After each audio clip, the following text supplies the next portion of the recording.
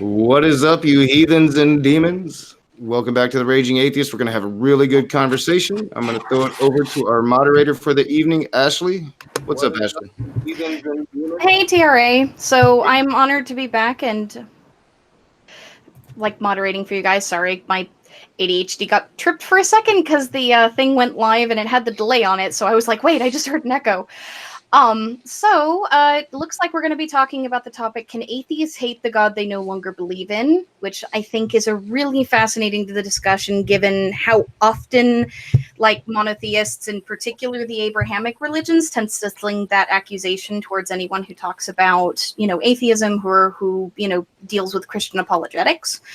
So I'm going to go left to right on my screen and have everybody introduce themselves. And the first person on my list is Immutable.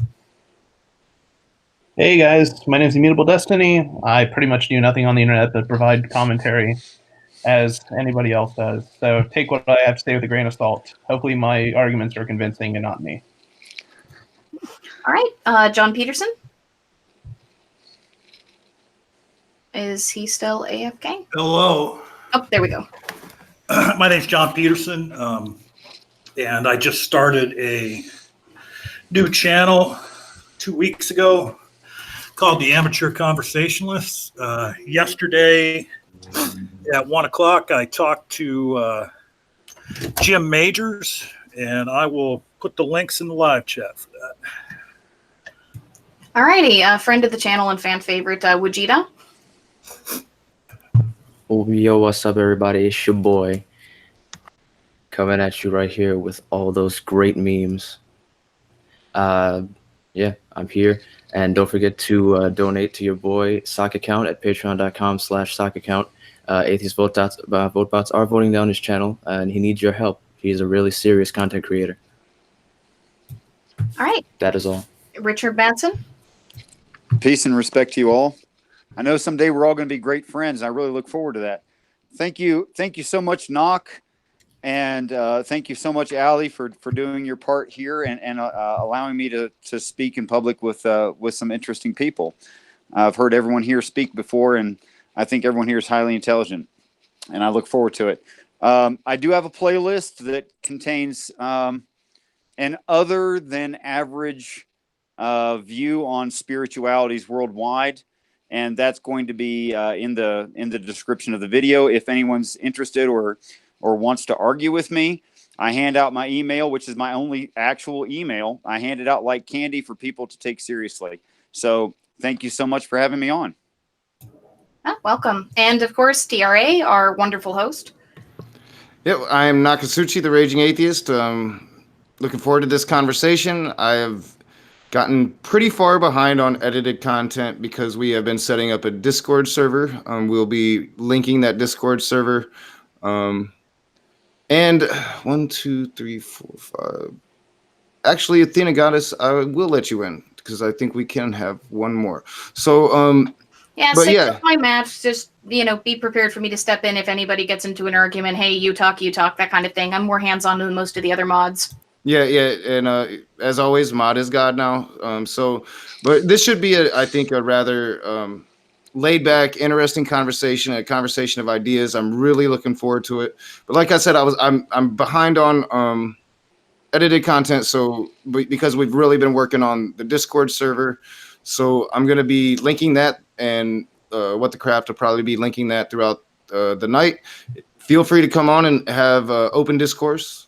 Just follow the few rules that we have, and I think we'll have a really good time. I'm really looking forward to getting on Discord after this. This will be the first time really that we can get on Discord, and anybody that wants to come in can really come in and hang out for about an hour, and then I'm going to be going to bed. So yeah, this is going to be a good conversation. Looking forward to it. And Athena, I will send you the link.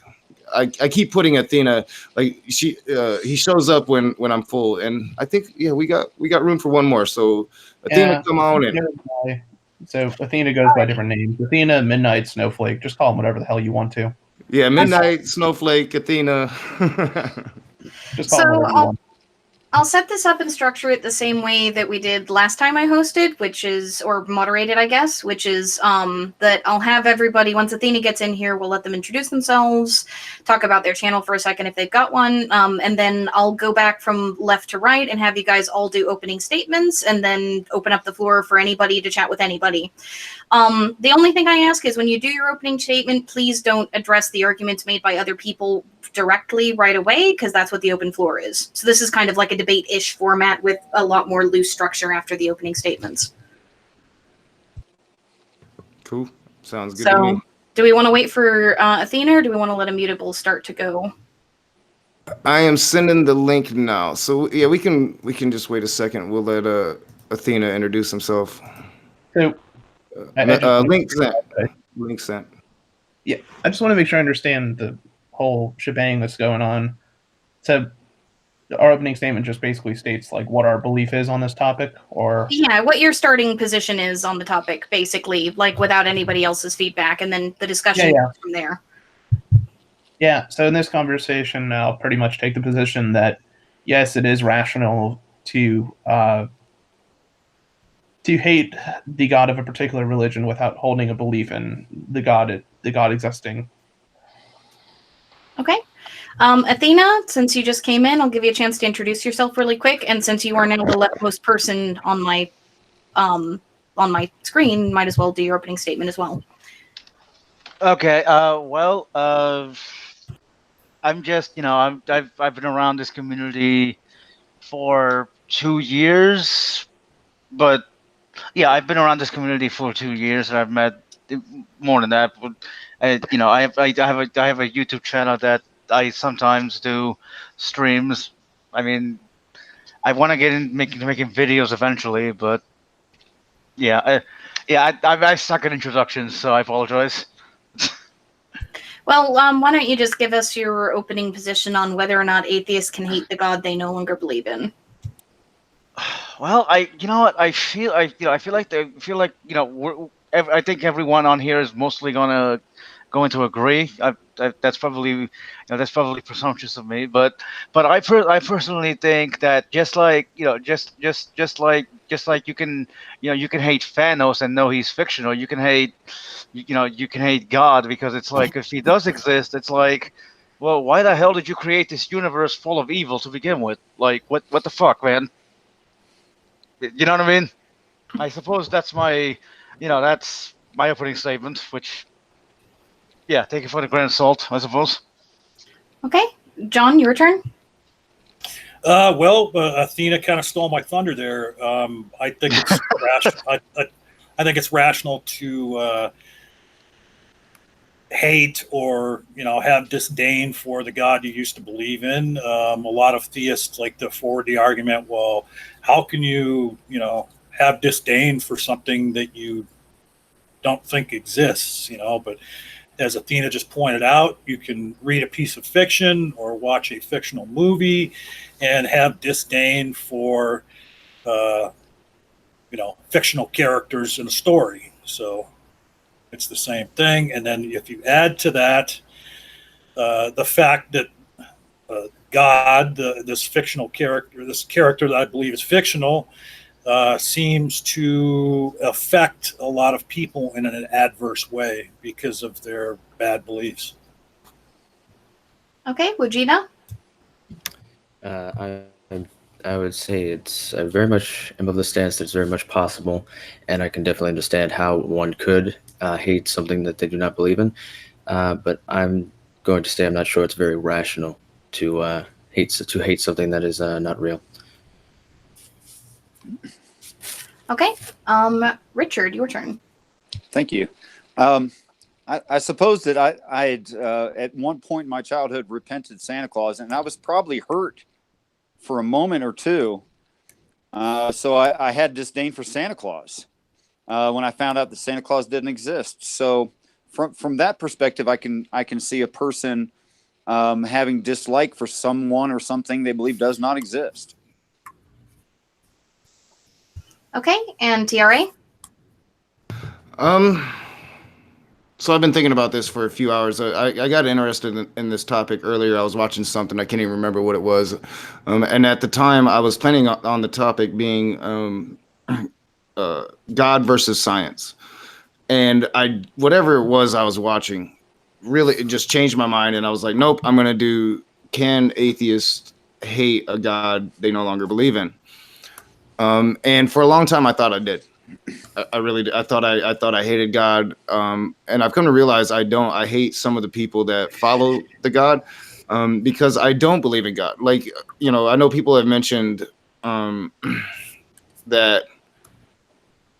Thanos, AR in Discord earlier mentioned, people hate Voldemort, and that's fiction. So you can't hate something imaginary that you don't believe in. But like, I don't read stories like that. Like, to me, when I'm reading a story, and maybe it's because I'm writing a story, maybe it is actually different for other people. But for me personally, I never actually hate the antagonist. I actually appreciate the antagonist, and most times the antagonists are your most well-written characters. And that's for a point, because it's meant to design. It's designed to stir feelings in you.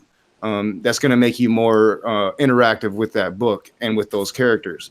You're going to be more invested at the end of the book when that bad guy loses, if you dislike them. So it's not like it's a real dislike; it's a designed dislike. And I end up usually. Sorry, go ahead. I end up usually actually liking the bad guys better than the good guys a lot of times. So, but with God, it's different, because I genuinely dislike. I think that this fictitious Yahweh character in particular has a lot of negative connotations with it. So I don't think that I don't think I hate it because I don't believe in it, and that's why sometimes I have my really disrespectful streams where I'm saying really disrespectful things about Yahweh, just to show that this vengeful, wrathful God isn't really going to do shit. But at the same time, I don't hate him because I don't believe in it, and I don't really see how you can actually hate a thing if you don't believe in its existence. Well, and all right, so I'm Well, going. no, I just wanted to. Athena, wait a minute. I would like to do my opening statement just because I probably will participate at least a little bit in the discussion. So I'm a polytheist, so I have a little bit of a different perspective than a lot of the folks here do. And that is that it is possible, I think, also to believe in a god and still not like them. Like, for example, I believe that Yahweh is real, but I don't believe everything written about him is correct. And I very much dislike a lot of what his followers have done in the name of those writings. So, I mean, that's a slightly different perspective. I do think it is possible to feel that level of vitriol towards something you don't believe in. Again, people bring up fictional characters, people bring up a number of things. But I think, to me, the question is more, given where this argument usually comes from, atheists hate God, it usually comes from a theist of some kind, poly or mono, generally monotheists, who are making it to try to discredit whatever that atheist happens to be saying about their religion. And so the utility of the argument, I think, is more interesting to me than the possibility of it. But that's just where I'm coming from. All right, so I'm going to open up the floor for everybody to participate. If people start talking over each other, I might step in, but for the most part, keep it civil. Yeah. Okay. I just wanted to. I just wanted to to add to what Nakasuchi was saying before, that I think I think people. Hang on. I think people hate more the actions the antagonist takes rather than the antagonist him or her itself. Usually antagonist or man, woman, doesn't matter. You know what I mean? Because and depending on how well the antagonist is written. For example, Thanos is written to be sympathetic because because he had his entire planet destroyed through mismanagement and politics or whatever. But at the same time, that what he's doing is wrong, and it's a plan has so many flaws that have been dealt with forever. But you still like him. You don't like the fact that he killed Thor and Loki and half the universe, but you can understand why he's doing it, and you want to see him redeemed. My view, my view. Go ahead. No, I wanted to comment on what Ashley had said, because when she mentioned about theists, because like oftentimes when you hear that phrase, it's embedded in a statement by a theist that, well, you just don't you just want to be an atheist because you hate God for some reason, or you want to sin. So it's almost thrown out there as like a pejorative from theists to atheists. You hate God, so you're bad.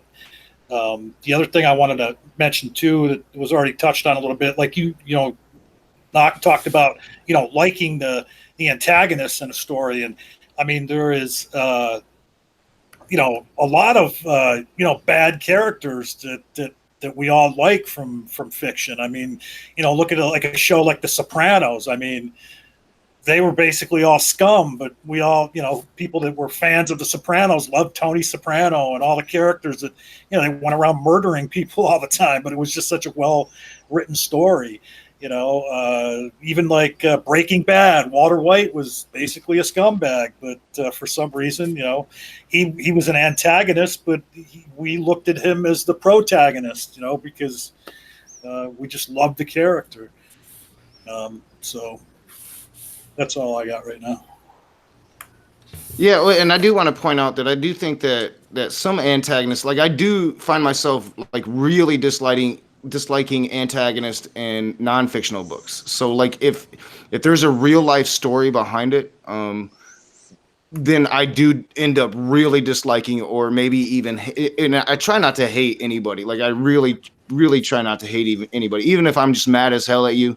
I don't hate you. I'm just mad, but so I don't know, like for me, like the concept of God is hateful. I don't want to match that hatred with equal hatred. You see what I'm saying? And I think you're right, John, because I do think Christians portray us as that. And I think a lot of us do. Like I said, for a long time, I hated God. I was very angry. And I think that was actually me holding on to that God belief. Like that was me still feeling guilty that I wasn't that Christian anymore. And I think giving up that anger and that hatred, I've become a true atheist now. I don't believe in Yahweh, and I'm open to learning about other shit, so I don't know. Like, I think maybe I'm not a true atheist anymore. I'm just a true human being now trying to find something. Well, I think that whoever it was, whether it was Vegeta, I can't remember, who spoke about it's the end results of what this character that we think is fictional God, the effects he has on the people that believe in him, and the things that it leads some of those people to do is what we truly hate. And we do have loathing for the character. I mean, I can't read about a character, that slaughters babies and things of that nature, and not have some disdain for that character. Yeah, well, Yeah. I think it just depends on the story and how it's written. I do want to point out that I did invite Sky Out and Praise on tonight, but it was last minute. I'm going to try to get better at scheduling ahead for these things. So it's totally not on them that they couldn't be on. It was kind of last minute. I ended up taking a nap instead. Well, I did reach out to Sky Out way earlier, but I ended up taking a nap. So, I did try to have more of a Christian perspective, especially, Sky Out's stupid, so he'd say some really stupid stuff. But, I want to hear from Richard. Like, I know you probably don't want to push anything on atheists. You're just not that type of dude. You're definitely not the type of Christian that would say I'm an atheist because I hate God. But what do you think? Like, do you think that atheists should hate God, or do you think that, which I know your answer to that is stupid, but just what's your perspective? Well, first I'd like to say that I think that Sky Out is a troll. I really do. I think he's brilliant, and I think he's telling a joke, and he never lets the cat out of the bag on that. But that's aside from the point. I tried to say in my my opening statement, and I'd expound on it, but I think that's really the case, is that the opposite of love is not anger. The opposite of love is indifference. I mean, think about your past relationships in real life. And at some point you just go, that happened. Well- and you're not emotionally provoked by it anymore. And at that point, you're over the relationship, but you're really not until you get to that point. So I think that hate is not the opposite of love. And I think if a person were really detached from the idea of God, aside from the actions of believers, and that's another topic, if they're really detached from the idea of God, they just say, well, that doesn't really affect me anymore, and I could care less either way. Hey, real quick before anybody else goes, I need to interject about something about the live chat. Mods, you can't time someone out just because you disagree with what they're saying. Okay, if they're being hateful, if they're using bigoted language, if they're being overtly threatening violence or something like that, then sure, they deserve a timeout. Or if they're really being threatening or hateful, then maybe they deserve to be banned. But just because a Christian comes into the chat and wants to espouse their beliefs of God, that is no reason to time them out. So please use a little more judgment in timing people out, especially Nakasuchi wants Christians to feel free to come to this channel and to offer arguments, to the atheists. So just be a little more discerning in timing people out, please. Yeah, I haven't paid attention. I'm not sure what happens. I usually try to pipe in here and there in the chat, and then I go back and look. But yeah, that's all I really ask. Like, I understand it had gotten to a point that Christians weren't coming here, and I'm really trying to change, my approach. I have moderators in the chat now because I really want to get Christian perspectives on these conversations and not have an echo chamber. I want to have an open discourse. I do agree, like, and I'm guilty of this when I go in live chats myself. I curse a lot, and I need to stop doing that because it does affect a lot of things for the content owner. So if you can, please refrain from cursing, but I wouldn't suggest timing people out for cursing either. But that's something that I want to definitely we're gonna curse, work on myself. I mean, we're gonna curse live, so I don't see how. We're gonna be cursing, but I think it's certain words that are triggers, specifically. Like I know somebody said "pussy" earlier, and that is a trigger word, I think. That's one of the words that YouTube considers a slur in their policy. I put down in there because Naka, you and I had a really detailed conversation about what kind of rules wanted to be enforced. So this is just tell me if I miss anything, but this is just a 101 for all the mods that are currently in the chat, particularly to the new one. We decided that cursing is fine, but slurs are not. People get one warning for using a slur, unless it's one of the more extreme ones. Like, we generally know the racial slurs that are going to immediately tag, and the F one's also another one that'll immediately get you tagged. The R slur and a few others will get you a warning the first time, and then you get timed out. You do it again, you get banned. The other thing is, if you directly threaten violence against another user or advocate for violence against a group of people, that is also going to be a timeout and then a ban.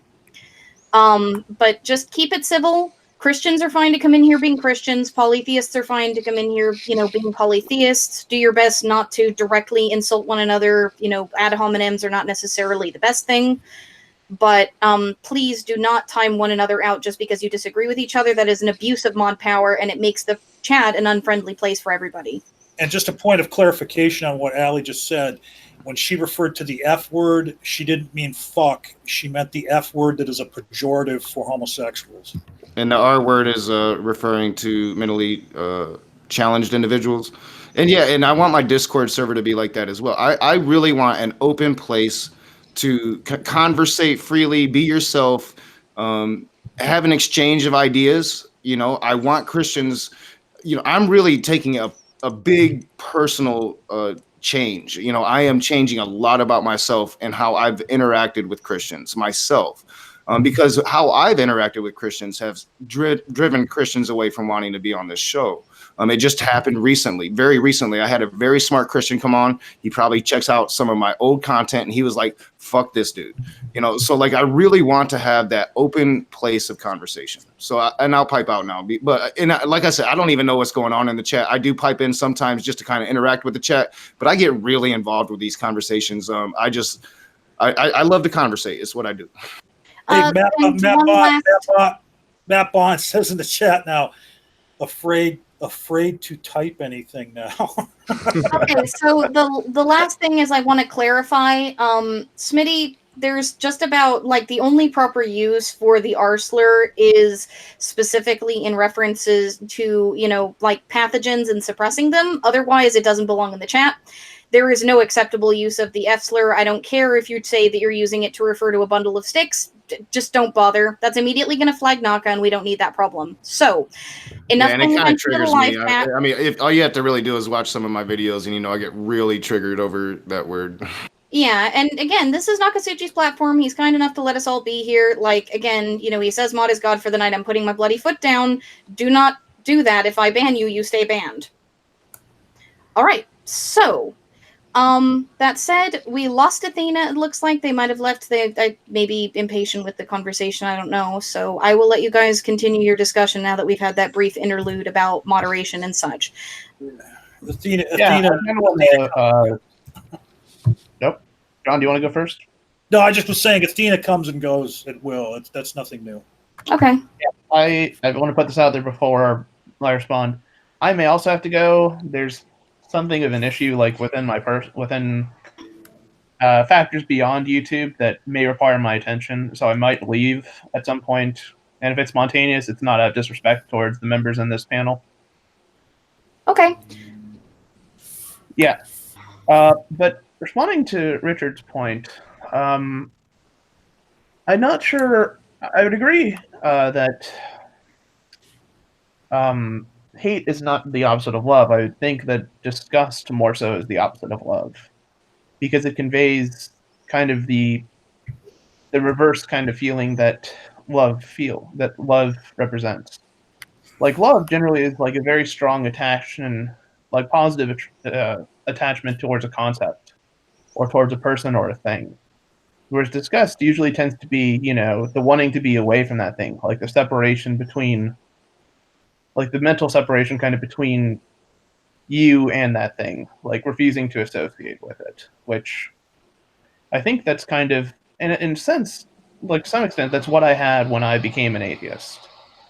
So, yeah, I'll leave that there and see what happens with it. I stepped away for a minute, but I just kind of stepped back into the last thing you said, immutable. And I was just thinking about when I first became an atheist, and when I would try to like speak to Christians about these ideas I was having and these doubts, especially like family members who was supposed to have like unconditional love for you, and then they just stomp you down. And I had a lot of anger, and I place that anger onto the fictional character that would cause certain people to do really shitty things.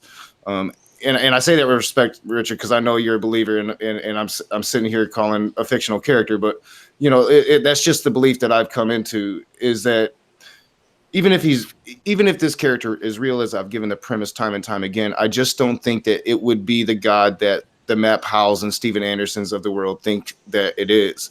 I think it would be much beyond probably any human being's comprehension. So I had a lot of anger, and I displaced that on something that was probably misinterpreted by human beings from the very beginning. Completely off topic, and you'll forgive me for that, but just to make a small sidebar to what you just said, what Christians believe about God is mostly dogmatic and argues with much of the text in a clean reading. So, I mean, they can say what they want to say, but you'd have a hard time actually proving it with the text. That's why they have to do so much tap dancing, and explanations are very, very lengthy. Well, and this kind of deviates the topic a little further for a moment, but do you think that, at least like in the Abrahamic faiths, that the notion of God is something that can be proved or that can be demonstrated within sufficient reason? Well, I think I'm a reasonable person, and I was an anti-theist until I received, and I don't mean Cy Gart proof, and I don't mean Kent Hovind proof, actual proof. It convinced me. I think it would convince anyone who is reasonable. Yeah, and it could just be that some people haven't received the evidence that would convince them, that would meet their particular Criteria. Yeah, Yeah. that's absolutely reasonable. Yes. Yeah, me and Richard have had these conversations, and I think our next one-on-one is going to be really about like personal happenings or personal experiences that lead to God belief, because I do think that it does have some part of the conversation, and I would like to talk about experiences that I've had in the past that I thought proved the existence of God and why I no longer think that they do. And I think that would be a really great conversation for our I'd next. love to have that conversation, Knock. Thank you. I think that'd be a fantastic debate topic or discussion topic for one of the hangouts in the future. Yeah, I do Naka. too. Like, I think I that would be think, great. well, and I think a number of religious people and non-religious people would both be very interested in that discussion.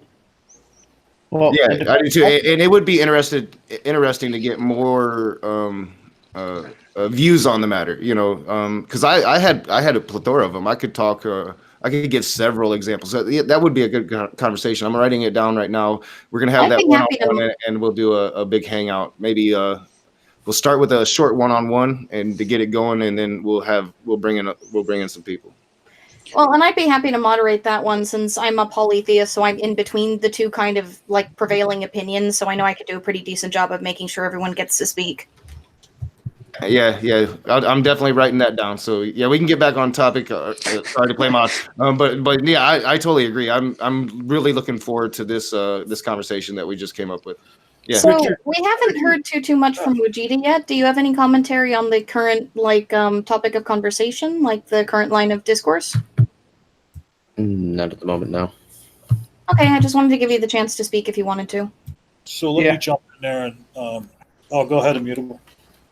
Yeah, I was kind of going to segue the conversation back into place by noting that it's an argument that I'm partially convinced by on both frontiers. I would say, and obviously as a theist, you'll probably disagree with me on this point, but I think in some respect the argument of evil, both the logical problem and the ethical problem of evil, philosophically are somewhat decent reasons for that someone might feel to generate hatred towards the supernatural, or at least of Abrahamic faith.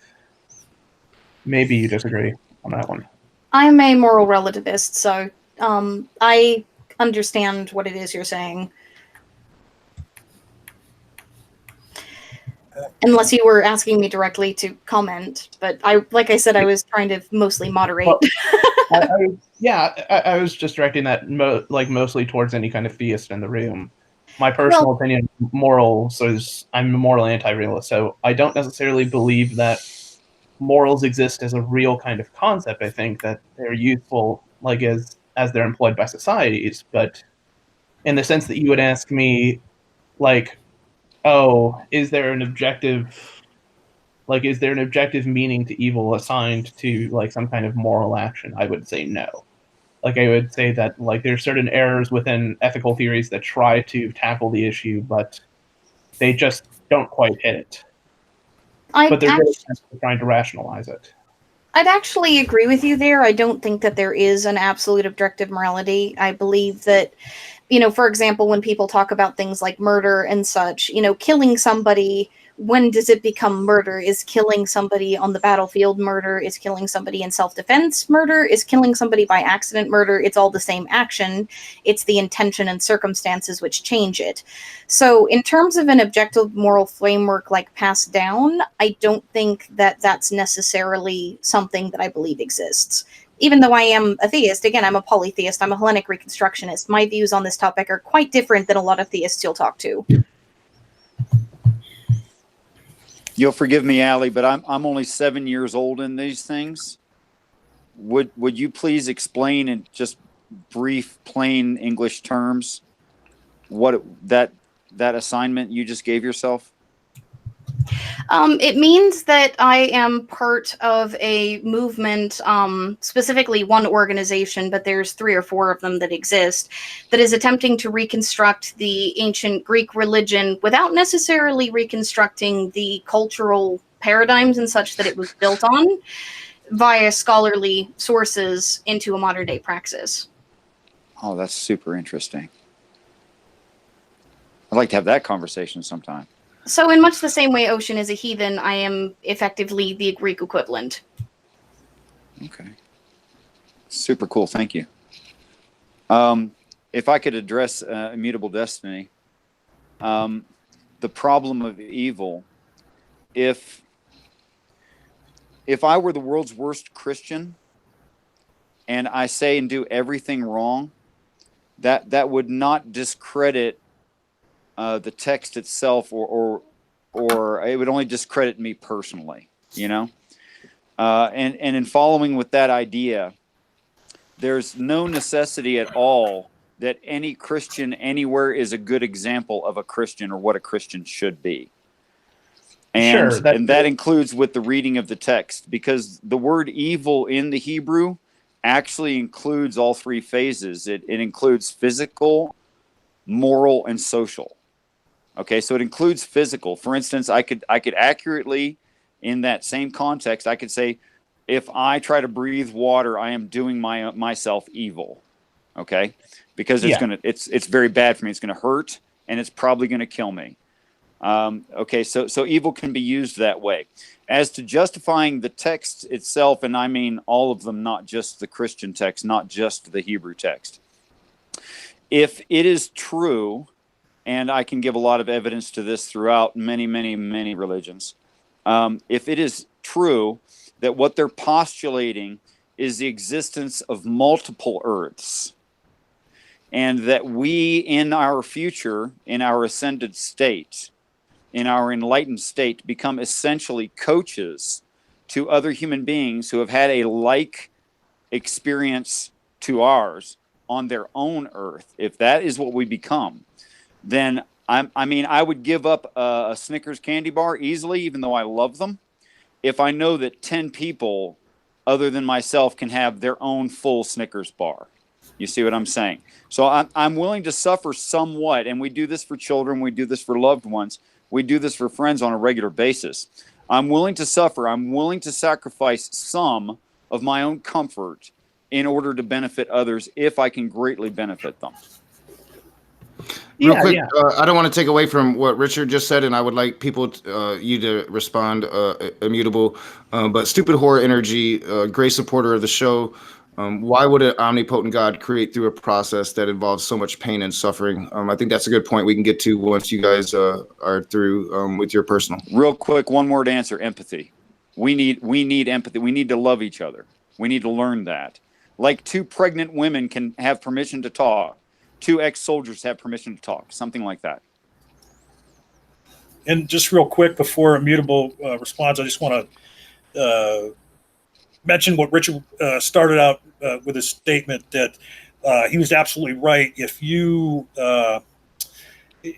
rule someone's argument out simply because of who they are as the source, then that's the genetic fallacy. If you rule someone's argument out because they are calling you out for behavior that he said, about maybe he's not the best Christian in the world, and if he's calling someone out for bad behavior, but he himself engages in that bad behavior, to rule out his argument, that would be the tu quoque fallacy.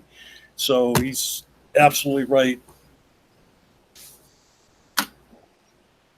Yeah, I would. So I would agree with that point. Attacking an argument, like attacking a being or some kind of, moral platitude just based upon what that being does or how it manifests itself, isn't the best way to really attack it.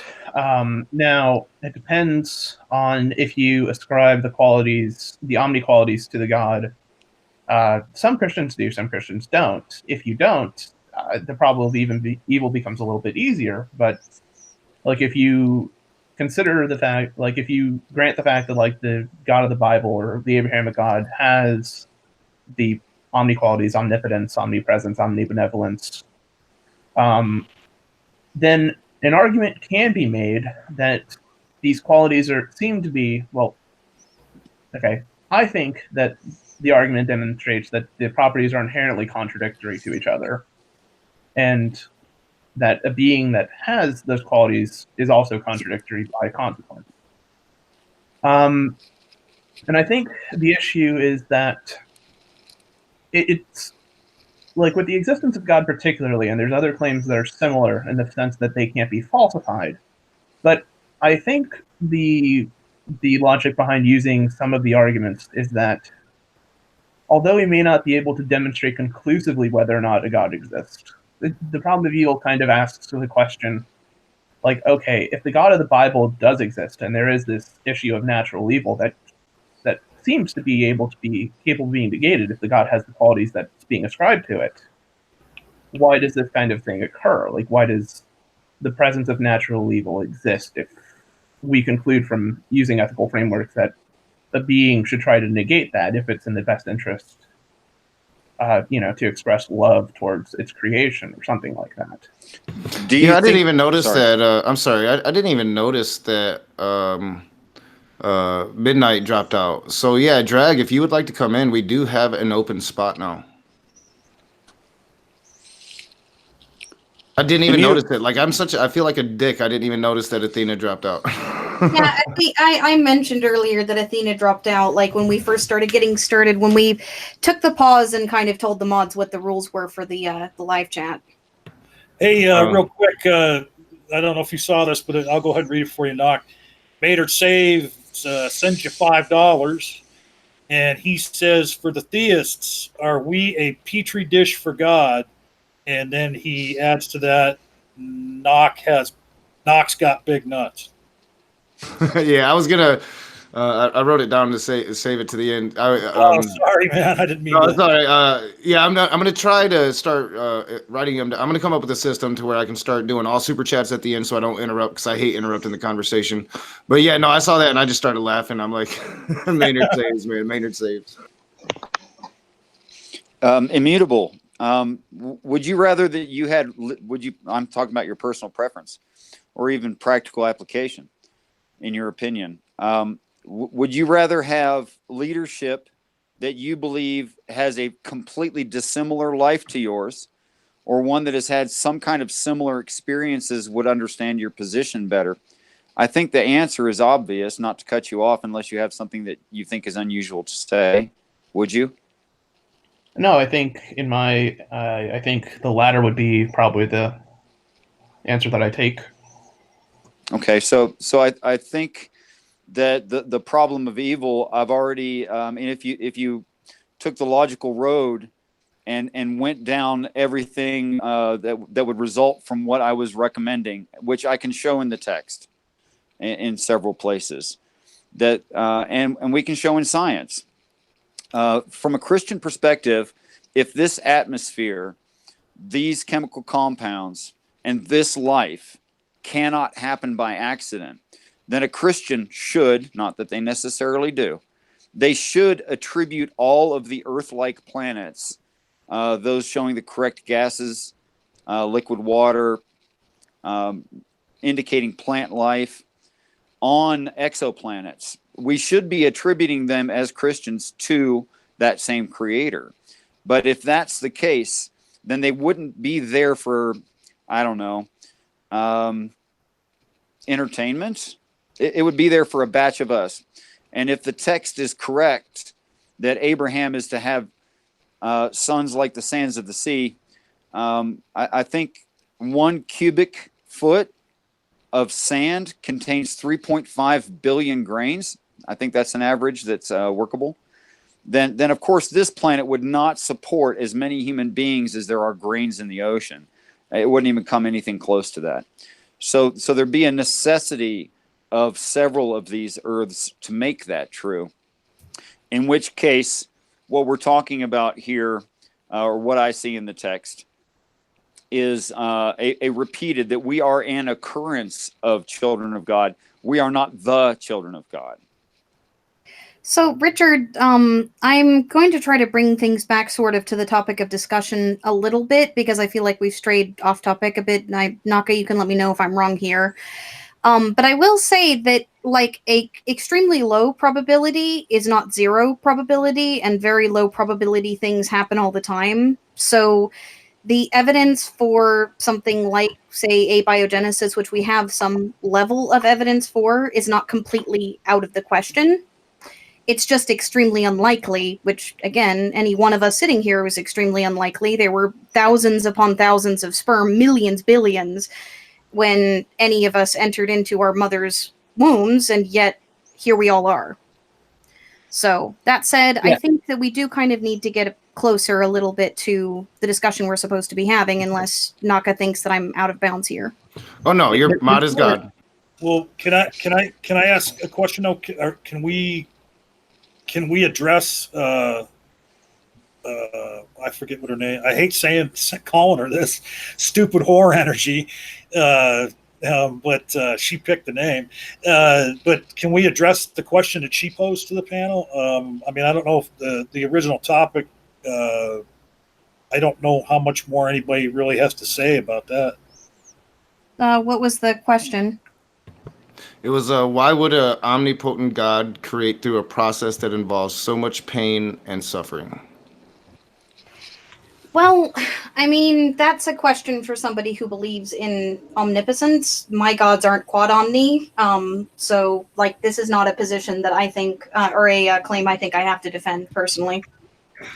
I mean, the thing is I think that's a good question. I mean, because and the thing is, and maybe I'm being arrogant here, but the way I've always looked at it is, if I was all powerful, you know, there wouldn't be things like, you know, pedophiles and child cancer and babies being born with cleft palates and, you know, and go right on down the line of all the, you know, evil things that can befall. Yeah, and I do think this kind of relates to the original topic, kind of maybe a reverse question. So if, say, you know, we're atheists, but or polytheists, we have one theist, one Christian. If we're wrong and the Christians are right, and say Yahweh is real, do we have reason to hate him? Well, I will say one last thing on that question. I think that question assumes omnibenevolence, which, you know, not every theistic system assumes. In fact, as much as, you know, the Christian Bible claims omnibenevolence, there's enough evidence within the text itself to sort of disprove that claim. You know, so, you know, omnibenevolence versus, you know, some sort of objective form of morality, we could get into the weeds on that. I mean, the thing is that, you know, I mean, I don't disagree with what you're saying about what, you know, if you're going by the text, but many believers of Yahweh do claim that he is all good. Okay. And the other thing, and I've been called wrong for this perspective by people that are, you know, have philosophical leanings. But my belief is if you are all powerful, if you are omnipotent, that includes the power of omnibenevolence. I mean, I just think that, like, power doesn't necessarily preclude benevolence, though. well, no, I said it didn't preclude it. I'm saying it includes it.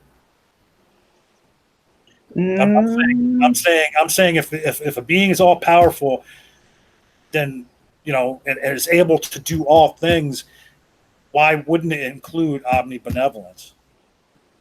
It depends on what that particular being chooses to do with that power. Well, Intent. and it also just may be metaphysical limitations within the framework, right? Like there may be some things that have to be done, you know, by means of using power, by means that violate human will, or that, you know, violate the autonomy of human beings temporarily for it to be achieved. Well, and there's also the idea that, you know, what's good and evil is entirely, which again, as a moral relativist, I would make this claim, what's good and evil is entirely in the eye of the beholder. So what looks like ultimate suffering to humans, or, you know, negative things to humans, may not look that way to a deity. Well, here's the interesting thing about the omni qualities. Now, I might be incorrect for saying this, but the omni qualities, at least if you take kind of like the maximal interpretation of it, so instead of it being all good, like it's the maximal possible, good of a situation. Do I need to get my cat away from my microphone, by the way, because she's like trying to knock it over? I didn't know she was there. Yeah, I didn't know. Stupid Horn Energy in the chat says an argument to maybe change what I said a little bit, or to maybe have my back. I'm not sure. She says an argument can be made that omniscience includes omnibenevolence. If you're all knowing, then why wouldn't you always do the good thing? Well, I think okay. the problem assumption here is that we take the word of Christians who are indoctrinated talking about the text and what it means when it makes those claims. I would point out that the Christian text, not only says, "I would that all be saved," it also says, "Not all are saved." And if it's quoting God as saying his will, that is his intent, is that all are saved, and yet they are not, then his intent is not done. Well, again, I think that as far as my perspective, I'm probably going to go fairly quiet on this issue because a lot of these arguments are presupposing a lot of the Christian ideology. And unfortunately, my ethical and moral framework is so far out from that if I try to add to this discussion, I don't think it's very helpful because I'm going to be kind of picking at the framework rather than contributing something meaningful. I can attempt to argue from a Christian perspective, but that is not mine, and I don't want to be misrepresented in that way. You know what I mean? Yeah. Okay. I Go ahead. don't want to cut you off, but so one thing you said there that was interesting to me. So, assuming the omni-qualities of God are true, if there are some people like, and I'm not a biblical expert, I'm not a theologian on this, but if I take you at face value for what you said, like with the whole, like there are some who will not be saved and will suffer eternal damnation, as the Bible seems to speak of. It seems to imply then that would mean that there's moral value in having humans suffer eternally for some kind of finite crime. Yeah, No. I think you are being honest when you say that you used to be a Christian. I think you're telling the truth, and I think you're giving evidence to it in the way that you're looking at it, and that's okay. I'm just trying to suggest something else. Okay, and I'm not trying to misrepresent you. I'm actually trying to steel man. I wasn't. No, I didn't think so. I don't think anyone thought so. The text does not read as the Christians read in obviously a different context, in a different mindset. And they claim much that is not there, and there's much to defeat. And I mean every Christian sect I've ever heard of, even those who claim to be quote unquote full Bible, they're really not. They're doctrinal, and they're stuck in that mindset. And in fact, one of the hardest things that I had to overcome coming from atheism into Christianity was that I live in a Christian-based society. I'm not talking about the founding fathers. Don't think I'm stupid. But we are prevalently societally Christian in the United States, and I think most European countries as well. That the way we look at it, we've been told since we were knee-high to a grasshopper how to look at it, and that's just defeated by the entire idea system, the original idea system. I mean, it can be shown that their view of it is incorrect just in definitions. You don't even have to get into context and overall context.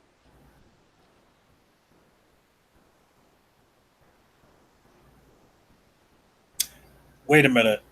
Did my headset go dead? No. We have a Everybody just went pause. quiet for a second. We have a pause. I mean, I'll tell you what, and the funny thing is usually, especially in Rage's streams, people are usually fighting to get in, I mean, and the moderator has to step in and say, hey, don't talk over each other.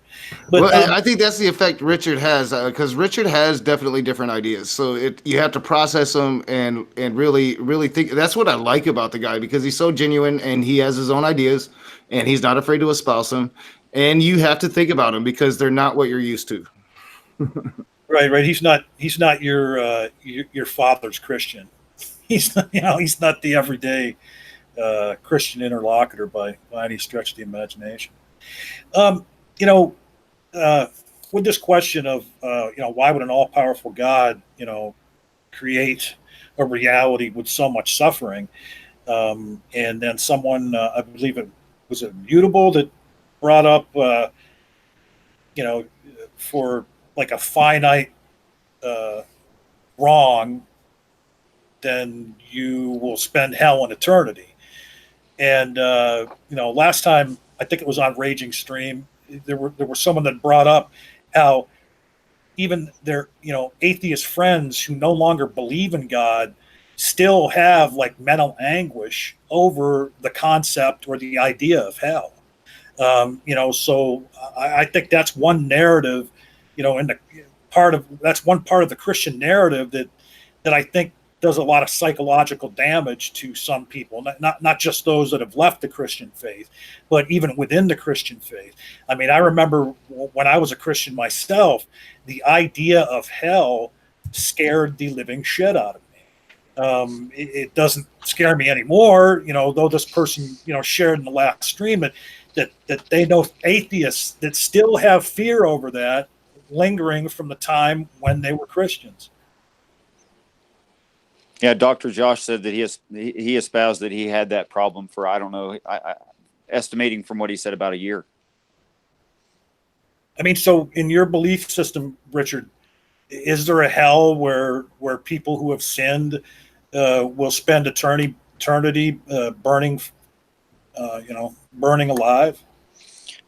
I think it's easy for anyone to claim whatever context they want and just say that's as if it's a fact, and I try to avoid doing that. So you don't believe that? Well, no, it depends. Do you mean it the way that I believe it, or do you mean it the way that Christians say it, which is two very different things? Well, tell us how you believe it. Well, what I understand the text to be saying is that just like at one point in the history of science, there was no such thing. I'm meaning this colloquially. I'm not saying it factually. There was no such thing as ultraviolet light to human beings at some point in our history because we just didn't have a way to test it. And I think it is so the same with the human spirit, that there is this intrinsic energy that we naturally have. It makes us kind of funky compared to other animals. And we don't have a way to measure it yet, and that's okay that we can't measure it, and that is actually conductible, that it's transferable, and that there are certain aspects about it that would enable the animal that's controlling it.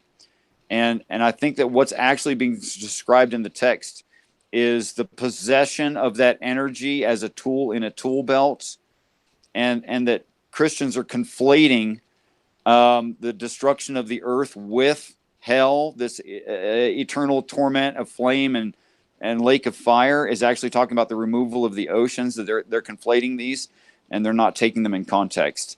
So I think that there is a hell. I think that there's only about 4 math problems in the Christian text. I can say it about other texts too, but there's only about 4 calculable mathematic problems. One of them is in the book of Revelation. I think chapter 21 is very near the end, in the last vial or trumpet, depending on which one you're reading, and etc. like that. But it actually gives a number of the total population of the earth at the time, not professing that huge amounts of people had died. In fact, professing only small amounts of people had died.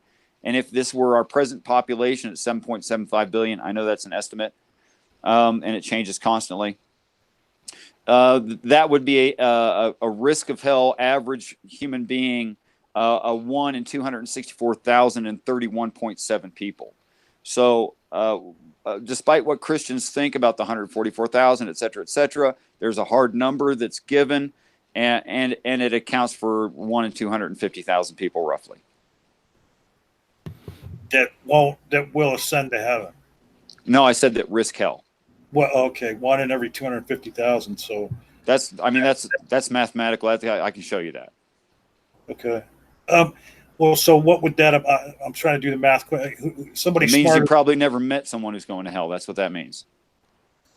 Well, if it's 1 in every 250,000 and there's 7.5 billion people on the planet, Sure. then that would be, somebody help me. Somebody, if 31.5, 31.5 thousand.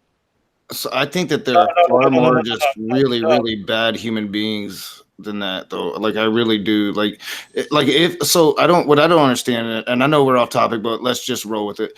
Um,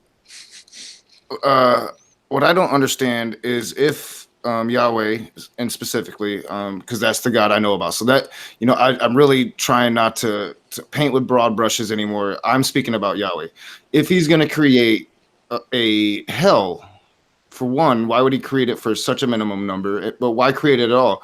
Why not like just make us, perfect in His eyes, or why not? I don't know. Like why all the drama? Why is there a chance that you can go and suffer this unbearable pain for an eternity? Well, this is By kind the of a way, light. Sorry, go ahead.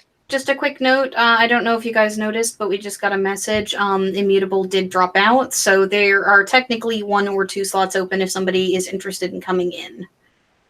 Hey, Yeah. Raging Coffee's in the chat. He's another. Yeah. Kathy, you can come in.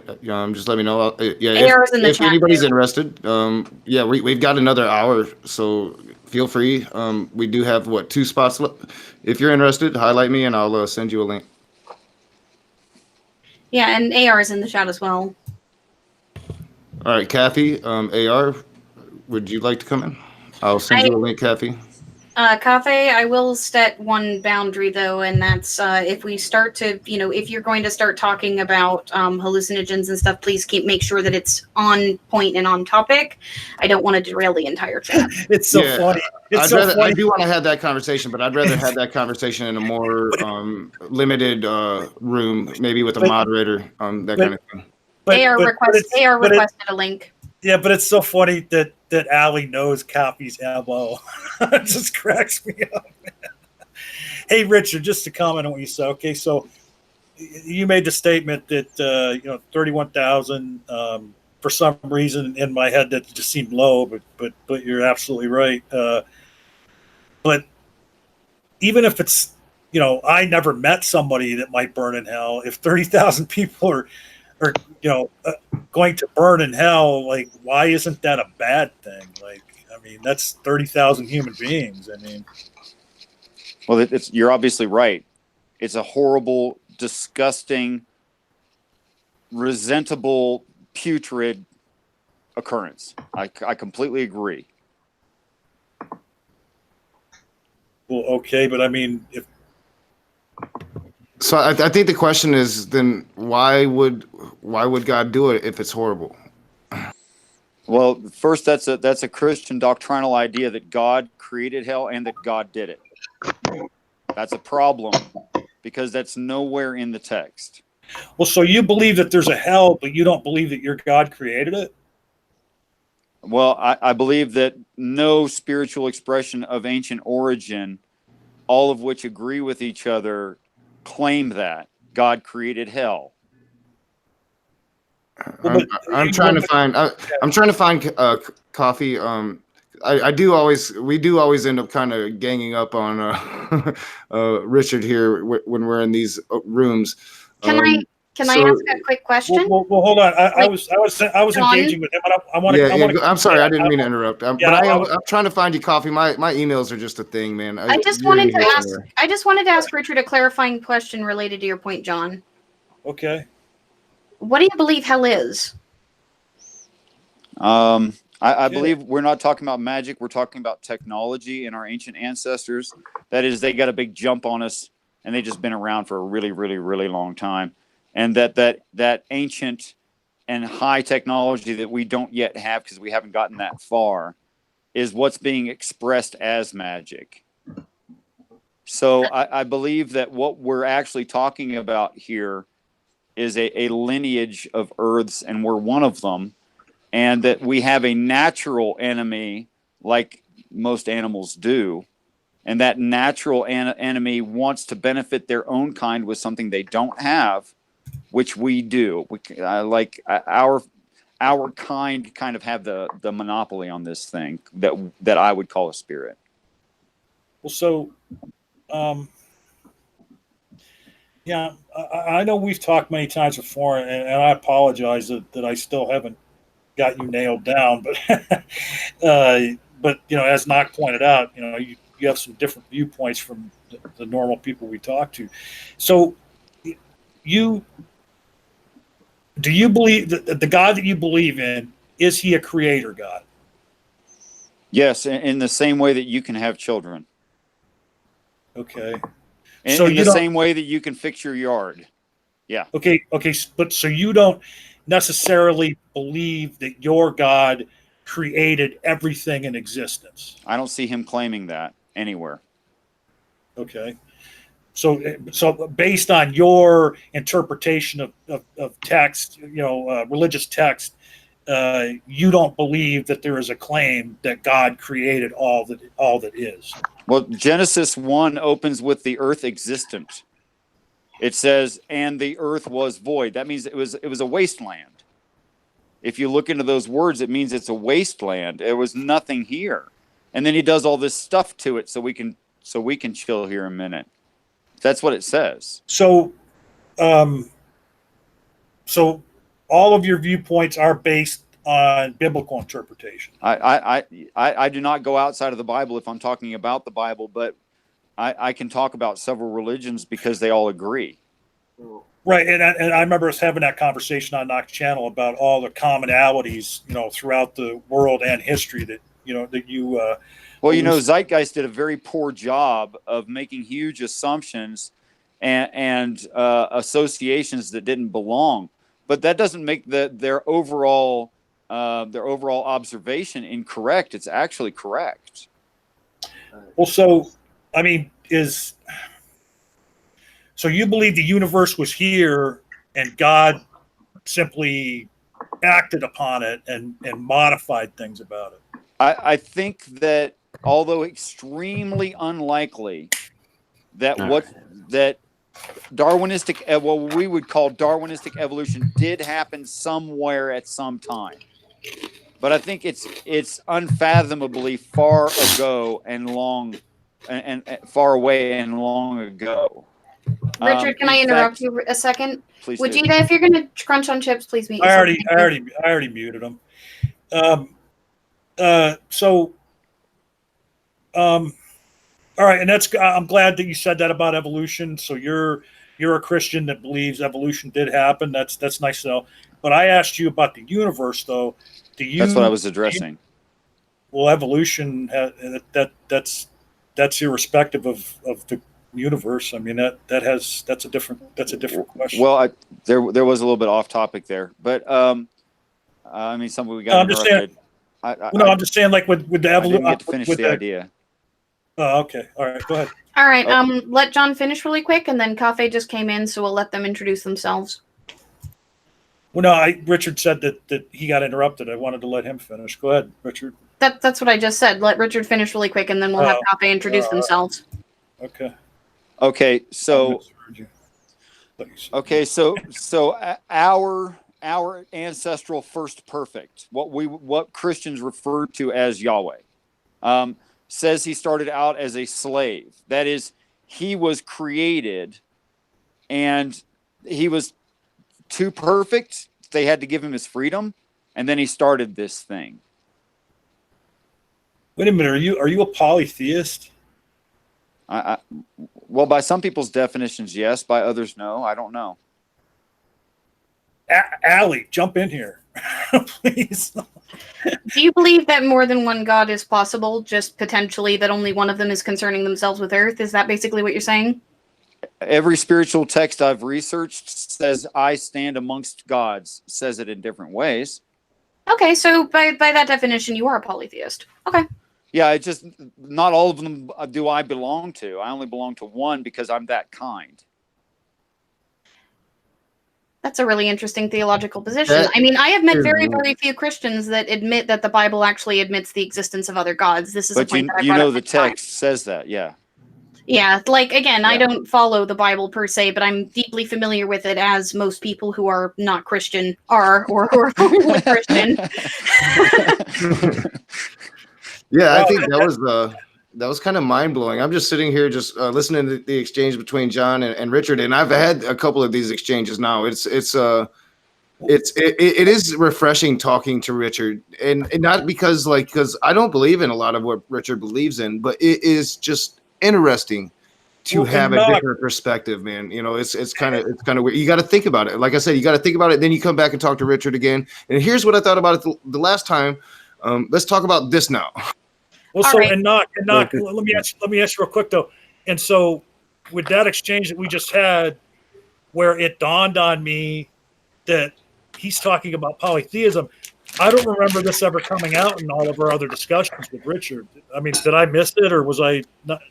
Did you know that before this, Knock? I think I might have asked Richard that maybe in our last conversation. I'd have to go back and watch it. I do remember I have asked some Christians if they believe that they're polytheists, because I believe that if you believe in the Trinity, then I think that makes you a polytheist. I mean, but I know that Ocean doesn't. To be completely I'm fair, in running the more. polytheist community, what Richard is referring to when he says, I believe I belong to this one God, but they are among many, is what's known as a patron God, generally. okay. People who worship and direct their worship to one God, but believe that others exist. You know, their theology does not preclude the existence of other deities. They just only turn their attention to one, and they have their justifications for doing so. And is that? I want to give him an opening. I want to give Cafe an opening. Well, Really hold quick. on a second though, before we get past what you said though. But is what you just described, Allie, that would be a very minority position within the Christian community, right? Polytheism is a near non-existent position within the Christian community, at least one that they will admit to. Yeah, that's The Bible itself admits to polytheism, but most modern day Christians would rather say that other gods cannot exist. Yeah, and their belief is what matters. So we can know that the Bible does mention gods, but their belief is their reality. So they're gonna fight you to the core on it, and it's really not worth the conversation.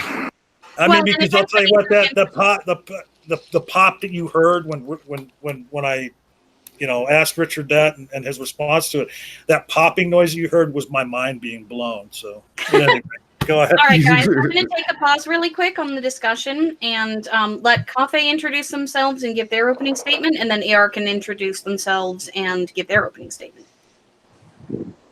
Okay, I don't know if you guys can hear me. Yeah, we can hear you. Yeah, I can hear you. All right, awesome. I go by Cafe, or my real name's Jimmy, but I go by Cafe in all the threads on YouTube and Google and stuff like that. I suppose I would describe myself as a perennialist, someone who adheres to the perennial philosophy, but lately I've been leaning towards Paul Tillich's term transtheist. I've been resonating with that lately. I don't know if you guys ever heard that term before, but the reason why Paul Tillich created this term is because he didn't agree with how majority of theists in his day were defining theism, and he didn't agree with the atheists were saying in their rejection, their basis of theism. And so he wanted to develop a term for his understanding of God, which was basically irrelevant to your ordinary theism and your ordinary rejections for theism from atheism. So, Cafe, the opening statement is to give your position on the topic that we're supposed to be discussing, the can atheists hate the God they no longer believe in? Oh, yes. I mean, I pretty much agree with what everyone said in the beginning. Like, it seems contradictory to say that, you hate something that you don't believe that even exists, that's non-existent. And but a lot of atheists don't hold that position. They're not strong atheists. They don't say that they know there's no God. Most atheists say that they're agnostic, whether there's a God. And so if they're agnostic, that means if they say they hate God, then they kind of have a hinting doubt that maybe it might be true. So maybe their hatred might be valid in some sense. So, I can't really see an agnostic atheist saying that, oh, I can't say I hate God because I believe God is non-existent. Absolutely. Because they ultimately are saying that they don't know. They are on the position of whether God exists or not.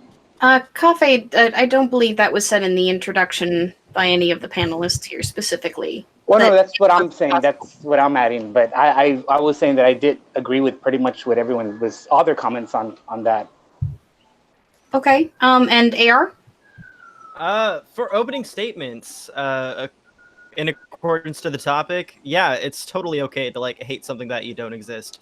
I mean, let me steal a point from Mr. Atheist right now, but you know that character Voldemort from the Harry Potter series? He's kind of a dick, right? Like everybody hates like asshole characters, and well, I don't know. It's totally possible to hate fictional characters. I mean, I hate You Mr. really hate- Garrison from South Park. Yeah, Can I you mentioned really hate, I mentioned that Sorry. earlier when we first started AR that you had told me that, and I gave my point, but I'll let others go. Hey, TRA, did you send out an extra invitation to this one guy? I sent him an Oh, invitation yeah. earlier when he came in. Oh, okay. It might get a little unwieldy with 7 people. I'm going to do my best. Yeah, this one we guy, are feel free officially to- over the rules now. This one guy. Oh, sorry. No biggie. We're trying to follow rules. So now we are full. Sorry, bro.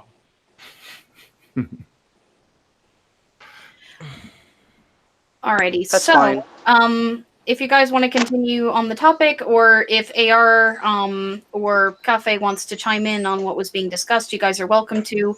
I do think that for the sake of the chat's been kind of debating about a number of different things relating to hating God, and I kind of wanted to ask the room a question to sort of redirect the discussion a little bit, if that's okay. I wanted to see what you guys believe the utility is in the argument about atheists hating God or polytheists hating God, etc. Like for the person making the argument, and also like what your defenses are either for or against it, like what you guys think the circumstances are that it's used and how we can best respond to it, like as a community, since I see atheists as being allies to polytheists in terms of things like hegemony and religious rule, which I'm deeply opposed to. Zard, if I jump on that? Go ahead. I asked the room. So I would say that the value you get out of that is that, going back to when we were talking about, the supposed actions of this God. If you are saying that you have disdain for this God and his actions, well, then you're not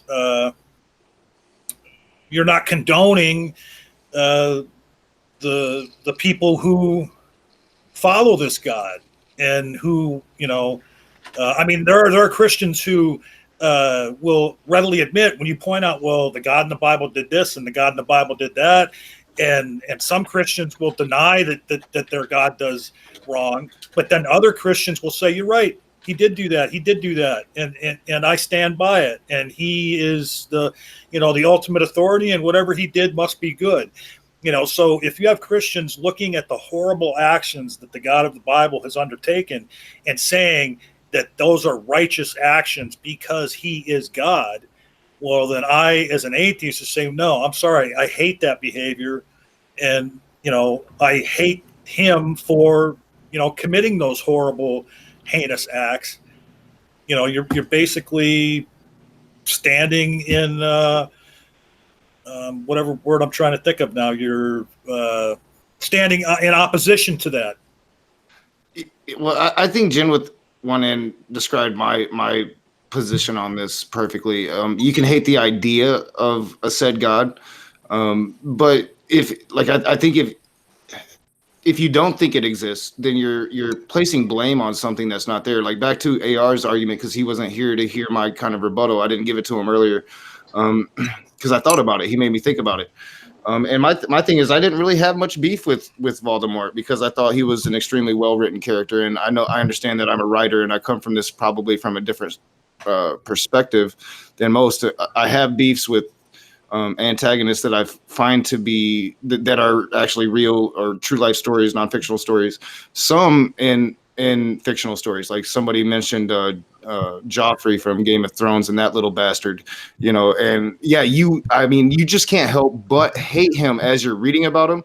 But I think when you put the book down, you don't continue to hate Joffrey because you know that Joffrey doesn't exist and it never happened. I think you're making a deeper point than that, man. Because you said you can hate a concept. I would equate fictional character with concept. Of course, you can hate a fictional character. We hate them all the time on TVs, novellas, and what have you. And but from a theist standpoint, God is neither a concept nor a fictional character. You know, you're essentially hating an abstraction of God, something that is not God, but a symbol, a representation that you've constructed in your mind as a fictional character, as a concept, what have you. That's all there's a lot of burden of proof issues when you say that, because you'd have to prove that God exists in order for us to believe that. Well, sure, but you know that, like I was saying earlier, that on an atheist, most atheists are saying that they don't know when it comes to that burden of proof. And from a theist standpoint, of course, they are saying that they do believe in God. I'm saying this is how it would be from the perspective of a theist, despite despite the burden of proof. I know no atheist is gonna feel that they've adequately been shown evidence, of course. Well, if you can adequately show evidence, I mean, there's no reason to deny what's right in front of your face. Sure, but I would argue that adequate You're kind of evidence you're kind of strawmanning all atheists with that statement. I disagree, because there are some atheists that do turn theists because they've had adequate evidence. I think that's exactly what I was trying to get on. You kind of like switched your words around there. I mean, thank you for conceding to the point.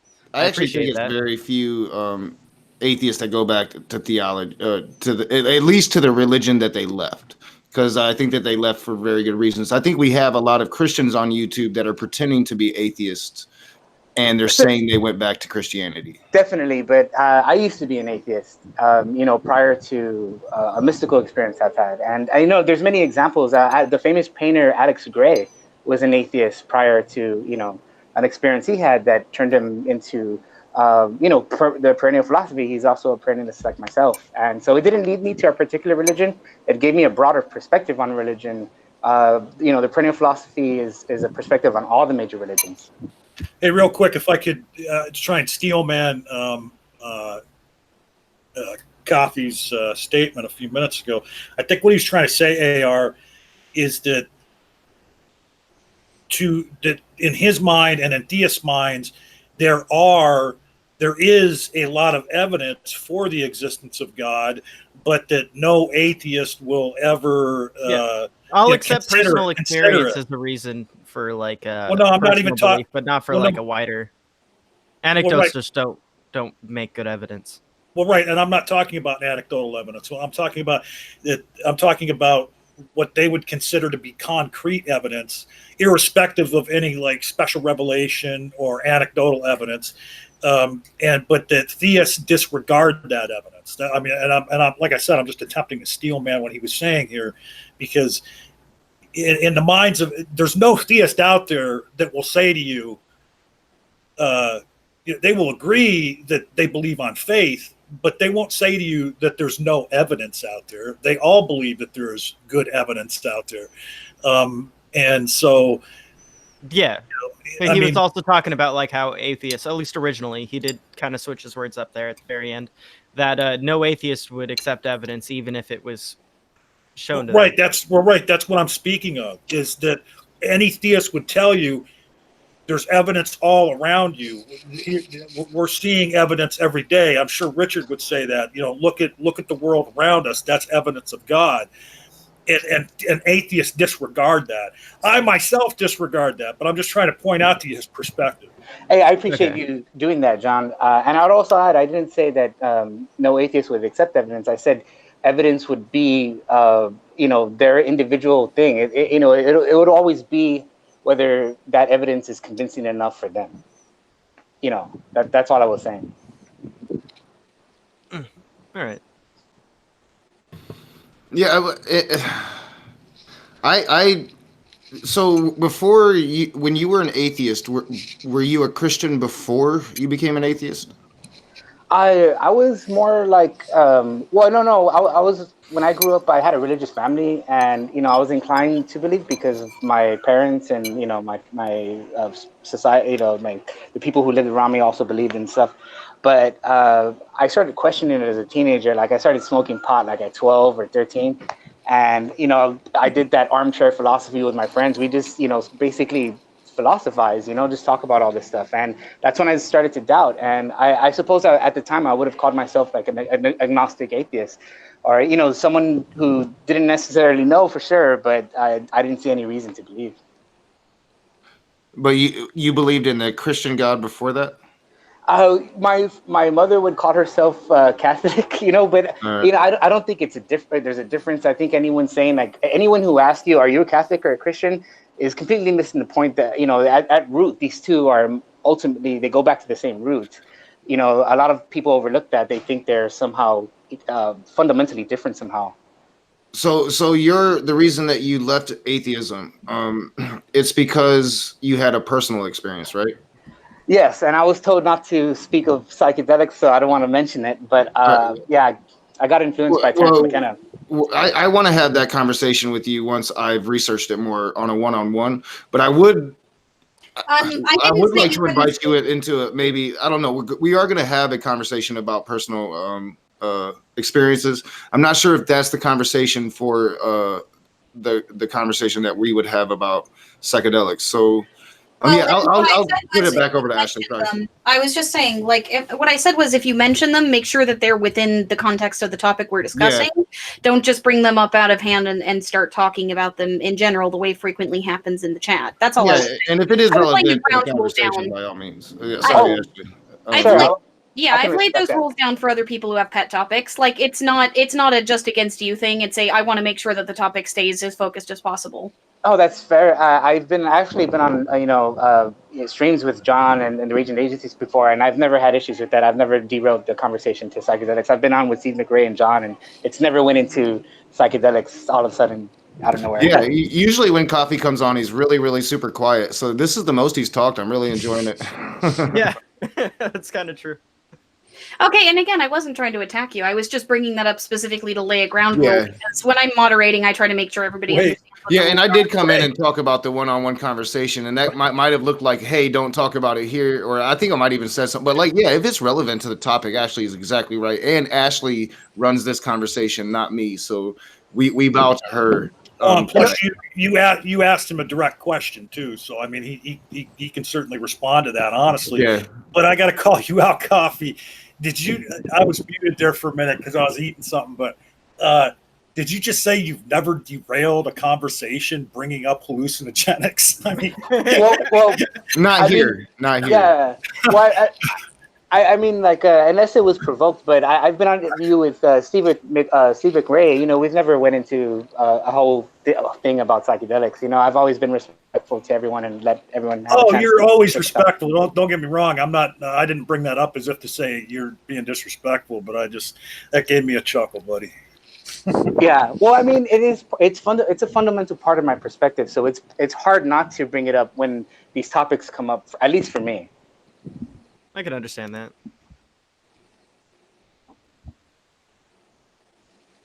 Sorry, I'm typing in chat. Silence. But I do appreciate the modding. I think that's perfect. It doesn't go on in a lot of these streams, and it's needed more often. So I do respect that. And I especially need it because I am a wild card that will go off for pretty much any reason. So I needed it. Yeah, I'm enjoying this. Like, and I'm glad we got back to the original topic because I think it is a question that atheists really need to actually look at. Is like, if you don't believe in a thing, is it really worth actually holding a grudge, or should we be more focused on the bad characters wielding those beliefs wrong? Because no human being is similar. No NIFB Baptist is the exact same as the next. These things are so nuanced, and I'm just really trying to figure out, if I'm going to combat evil, maybe I should understand exactly where I am as a human being. And I don't know. I just thought that this conversation tonight was going to be interesting, and so far it has. Even when we got off topic, it's been very interesting. So, real quick, could I? Because I don't want him to go on and on about it, but I'd like to hear Coffee's answer to your last question to him. Yeah. Without going into a long drawn out explanation, what specifically was it that brought you back to believing in God? Yeah, because I am interested in this because I do think a lot of Christians pretend that they were atheist for a certain narrative against atheism. But if you are, and I've always thought that you was pretty genuine, so I am Can I interested. ask one clarifying question? Cafe, you don't consider yourself a Christian, right? No, no. Oh, so yeah, that kind of changes my whole view on But it. but I don't consider myself a Christian. But the perennial philosophy includes Christianity within the perspective. You know, it's kind of all inclusive. It includes all the major religions. And I mean, if I could say a little something about it, I got influenced as a teenager in my late teens by Terence McKenna. I don't know if you guys are familiar with him, but he advocated what he called the heroic dose in the 70s and 80s and Five throughout the Diagram Silent 90s. Darkness. Yes. And I took that advice and I finally, it took me about 2 years, but I finally found a guy that sowed mushrooms. And he told me, he's like, hey, man, I don't think you want to take all these at the same time. I'm getting people calling me back that these are really, really strong. And so I'd advise you not to do that. And of course, being the stubborn kid I was, I didn't listen. And there was a moment that I had my brother with me and I was about to half him with him, but he said, nah, man, I want you to have the full experience. So I ended up chewing them all. It took me about 20 minutes to chew up 5 dried grams. And I didn't expect what was going to happen next. You know, I was curious about hallucinating. I just wanted to see things that weren't, you know, I just wanted to know what a hallucination was. I didn't think what had happened to me was going to happen to me. You know, I had a complete ego death experience. And you know, that's even harder to explain, but you know, it's explained in a lot of the research. You know, you get the sense of a perception that's outside of space and time. There's a noetic quality to this experience. There's a feeling of unconditional love. I felt as if the whole world was emotionally asleep from that vantage point. You could have threatened my family, you know, I still would have forgiven you somehow. You could have, you know, probably murdered someone of mine, and in that state of mind, I Can would have I forgiven you. can I interject right here? Okay. Sure. Yeah. So you have literally just described every trip I've ever taken. Okay. So, like, okay. You know. So yeah, I loved everybody. I felt like I was outside of space and time. You know, I felt like I had all this understanding of the universe. I mean, Literal that's same. that's Whoa, what Experimented when I was 19. that's what psychedelics do. Well, How did that bring you to believing in God, though? here's where I think it, because I'm still was describing the climb, you know, Okay. where the height of this ended up at was a complete breakdown of the subject object dichotomy that we all experience in our everyday ordinary consciousness. You know, we all have this subjective impression that we're this bodily entity roaming an environment. Well, at the very height of that experience, there was no that duality completely dissolved. You know, to the point where you could say that everything's objective or everything's subjective. It didn't matter at that point. Everything was totally one, not just everything here and now, but it was of such profundity that it was almost as though my consciousness temporarily transformed into everything that ever was and ever will be, all things at once. And I started to resonate. I started to study comparative religion, and I started to resonate with the scripture. So when I saw a description of Brahman, I saw that they were describing this absolute that I directly experienced. And I see that a lot of mystics are describing that in my religious studies of comparative religion.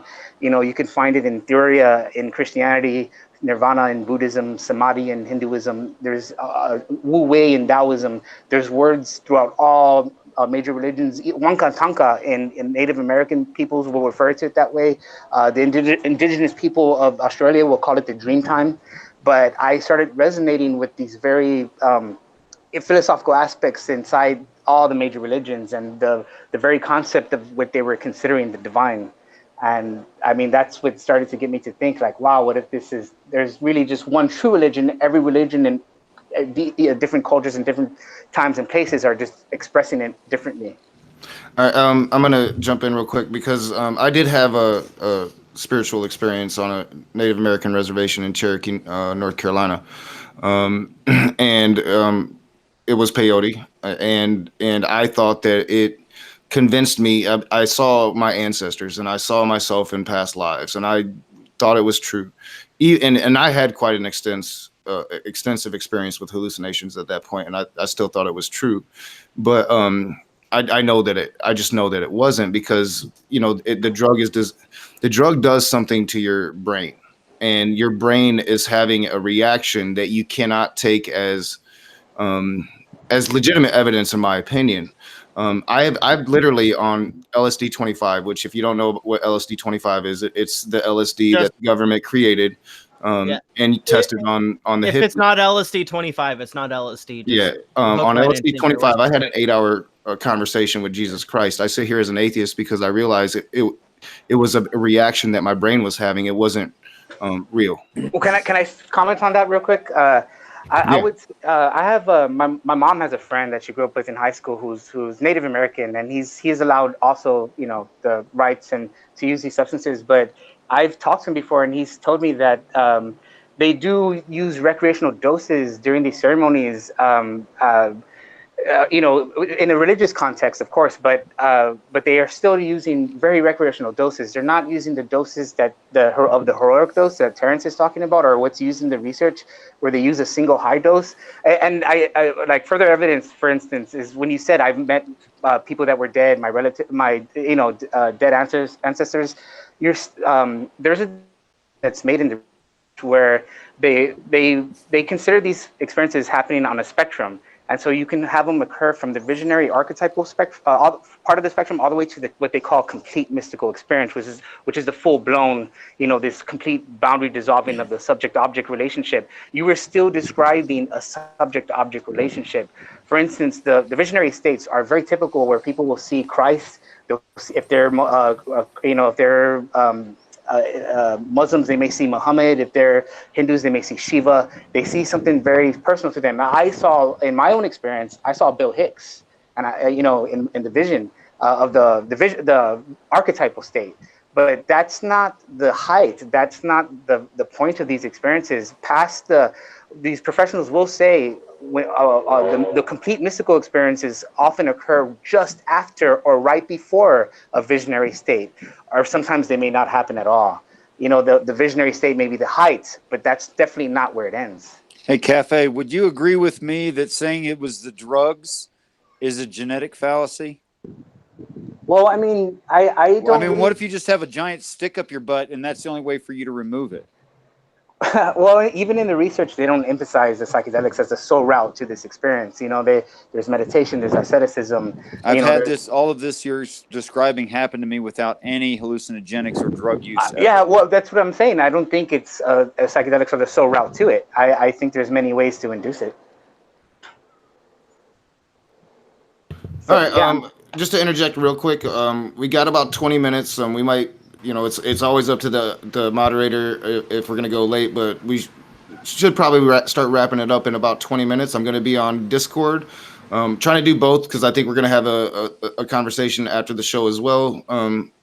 So I'm gonna be in Discord voice chat for anybody that wants to come in and talk.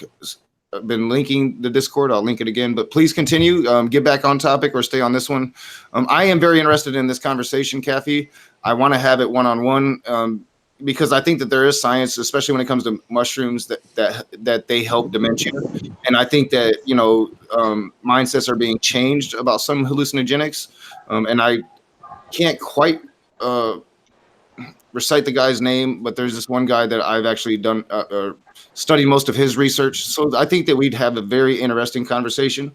But yeah, we can get back on topic now. I do find it fascinating, and I appreciate your honesty. That's what I've always liked about you. You're not afraid to share, and yeah, it's an interesting conversation, I think. But 20 minutes around that, and I'll be in Discord voice chat. Well, and on that note, I am willing to go a little bit late if we decide to go back to the original topic, just because I think we've kind of, straight off into God belief and various theological systems twice now. And as fascinating as the discussion is, sort of the title of the video and the topic that we had originally agreed to is kind of getting neglected a little.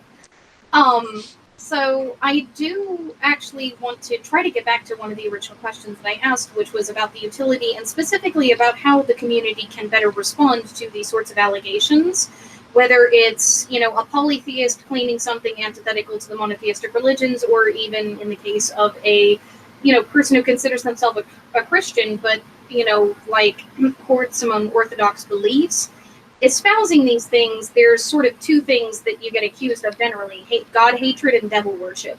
And I think that the way that the community has traditionally handled it, which is either just outright denial or mocking, I think that there's a potential for a better way to handle it. Like, I think that it's possible for us to talk about that. So I'm curious how you guys have handled this sort of accusation in the past, and what way you think it can be handled to further conversation rather than stifle it. Well, we could start by loving each other. I think that would be a good start. Man, I just wanted to start talking about the posterior cingulate cortex on dissociation, which is basically where all of those hallucinations come from. But we move subjects. That's okay. So you said we should all love one another. Are you advocating for polyamory? You're hilarious, John. I just wonder. I believe we're happiest when we're committed to whatever we think is correct, and that can greatly vary. In society, when we persecute each other, we persecute ourselves, and we're creating a surrounding about ourselves that's not conducive to our own happiness. And we could do a lot more, I think, to be considerate of each other on these things. That when a person is angry, what they really are looking for is validation and love and acceptance. That's what they're looking for. Now, I've been very, very embarrassed. Do you not believe that anger can be justified? Right after this, is that okay? Sure. I've been embarrassed in the past, and I'm sure lots of people, by the time you get to my age, you've been embarrassed before. I'm ashamed of myself that I did believe something. But the problem is not that I'm angry at the belief. I'm angry at myself. I'm disappointed in myself, and my pride is getting in my way. And what I really need is validation and love in order to get past this point of pride and embarrassment. That's what I think actually happens. But don't some people just want to watch the world burn? That sickness exists. Yeah, I mean, I don't know. I don't even know that some people that think that way are. It's easy for us to say that they're just sick, but I think that there are malevolent people in the world, and not because they're, mentally ill. That they're just malevolent in their being. Cynical, like George Carlin said, he saw the species as just circling the drain of the toilet bowl. Did he say that in a stand-up? Yeah, I think he did. Okay, just wanted to clarify that. He was more than likely joking. Hell, I mean, George Carlin did stand up where he said that life is not precious. Get the fuck out of here. Yeah. Like life, I mean. Yeah. Well, I think he said it in Brain Droppings. It was an introductory to his first book. But I mean, it's still stand up if you think about it. The whole book is about comedy. The thing is especially when it comes to a comic like George Carlin, okay, you say he was making a joke, but all good humor comes from truth. And George Carlin, when he got up on stage, he was first and foremost always speaking his truth. Mm-hmm. So, sorely missed. Yeah, without a doubt. So, getting back to Allie's question, somebody jump in here. Well, Tar was trying to say something. Yeah, go ahead, Paul. Vegeta, you're muted. He's eating chips. I thought. Well, Vegeta, are you gonna speak, or are you saving it for Thursday night?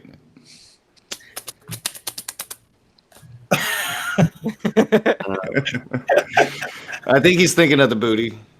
He's thinking of the booty. All right, we can get back on topic. I kind of. I'm sorry, Ashley. I have a headache right now. May you repeat the question?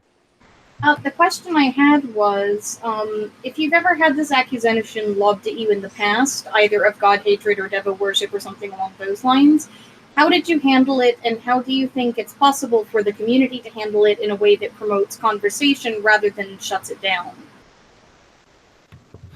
I'll answer. I have been definitely had those accusations, pretty much, and I probably deserved it. for a long time because I was really, really edgy when I first started this channel, and I said a lot of very, very provocative things.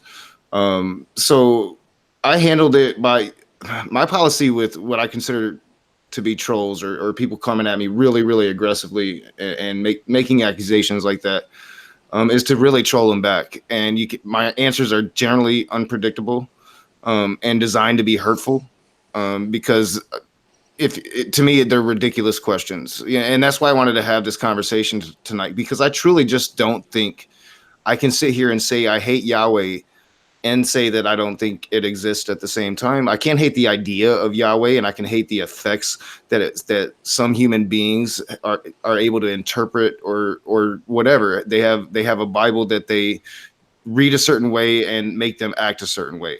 I can hate that, but I just really can't bring myself to just be like, I will for fun, and I did it not too long ago. I think probably most of you saw that stream, and I had a lot of fun with it. But I do that really to make a point to people out then that I actually hate God, because I don't believe in Yahweh. I'm learning about other gods right now, gods I've never really took the time to learn about. So, can I ask It's just, to DRA? me, it's kind of an offensive question, I think, just from my point of worldview. But I'm trying to be more moderate in the way that I handle those questions now, and really try to bring in more people and say, hey, you know what? Let's have that conversation and actually talk about it. Well, So so how if would you be if able you to- How would you be able to tell the difference between somebody who's indoctrinated and says these things? Say, for example, the way that a Jehovah's Witness would respond to somebody invading a kingdom hall or something, if you guys have seen Notch's videos or any of the other videos that have been done on that, versus somebody who is being malignant. Like, how would you determine that? Do you react immediately, or do you wait a little bit to see if the person's having a discussion in what they view to be good faith? I'll let somebody else answer, but I'm gonna I mean, answer. the thing is that and I've made the same mistake you have, Raging, is to react perhaps poorly, when confronted with something like that, like that Ali put forward, like to say something like, well, what makes you think God is the good guy in that story, or something like that, like some flippant comment that, like Ali says, how is that going to further the conversation? And, to respond to what she just said, which much like AR, I think I brain cramped and forgot what she just said. Like, I'm sorry. So, I was just going to respond. Sorry, just real quickly. Like, I never really try to take it personally. Like, I troll them back, and I try to troll them personally because that's what they're trying to do to me. So when I say that I'm offended, I'm not really offended. I never take it personally until it reaches a certain level. Like the death threats against me and my daughter from the NIFB, from the death threats that I got from I'm really sorry for that. Black Hebrew Israelites. oh, wow. So I take those seriously, but I don't like people on the internet. It is impossible really in a comment section or even in the live chat to really know a person's motivations. I know people that argue just to argue, and they'll argue points that they don't believe in. Hey, you made me remember what Ali's question was. And my response is that, to address that situation, and I'm not saying that I do this or a lot of times, like I say, I react viscerally, but really what should be done is like what I think Ali was alluding to. You should always have like a principle of charity with your interlocutor and give them the benefit of the doubt instead of just assuming that they are like going at you hard, and try and, have a principle of charity and steel man their argument and try and respond that way, with the idea that they are being genuine to you and not trolling you or not trying to be hateful, but actually trying to have a discussion with you. I mean, I think if I did that more, if all of us did that more, then there wouldn't be such contention, in these discussions, maybe. Yeah, I agree. Like, you don't just come at Athea saying, "Oh, you just want an excuse to believe in your sky daddy." And Right, yeah, stuff like that. Yeah. and I'm guilty. I've been guilty of that. Oh, me too. I've been guilty of that thousands of times, even in real life. Like if a theist that I don't know comes at me and I'm in a certain mood and they're trying to push their theism on me, well, for any, like, at this point, I'm going to react either nice or bad. And if I'm in a certain mood, it's not going to be pleasant for that theist. It's just not. I mean, that's one thing too that, like, if for people that have had bad experiences within religious faith. And when I say theist, I mean Christian. I'm again painting with a broad brush. I mean, for let me like say, it's like when Christians approach me and I don't know you, it's going to be either a decent conversation or a very, very unpleasant experience for you. Well, and I think the thing is too, and because you've shared this before, Knock, is that if you've had bad experiences when you did believe in God, then when people are going to come at you and try and proselytize to you, knowing that you are an atheist that once believed, to me, it's easy to take an affront to that, because here, like, for instance, for myself, okay, I was a Christian for 35 years, been an atheist for 20 years, and and then somebody wants to, not just have a discussion with me, but they want to come to me with the intent of trying to change my mind and bring me back to believing in God. And it's hard to not take that as a personal affront, because it's almost as if they're saying, look, man, you're an idiot. You had it all wrong them 35 years. You weren't ever a real Christian. You never really believed. Let me explain it to you so that you can understand. I mean, that's the way it comes off. I find it very offensive because they expect us to accept their worldview and give them respect for what they are, but they will not give, and not everybody. But I'm just talking personal experience. I'm talking my own damn family. I'm going through it right now. They will never give you that same respect now, because they are programmed to think that you're either possessed by the devil or a direct enemy of God at this point. So it is very frustrating and it's very offensive. Like, just please, I'm trying to accept you and the things that you believe. Why can't you give me that same in return? Because of pride. Yeah.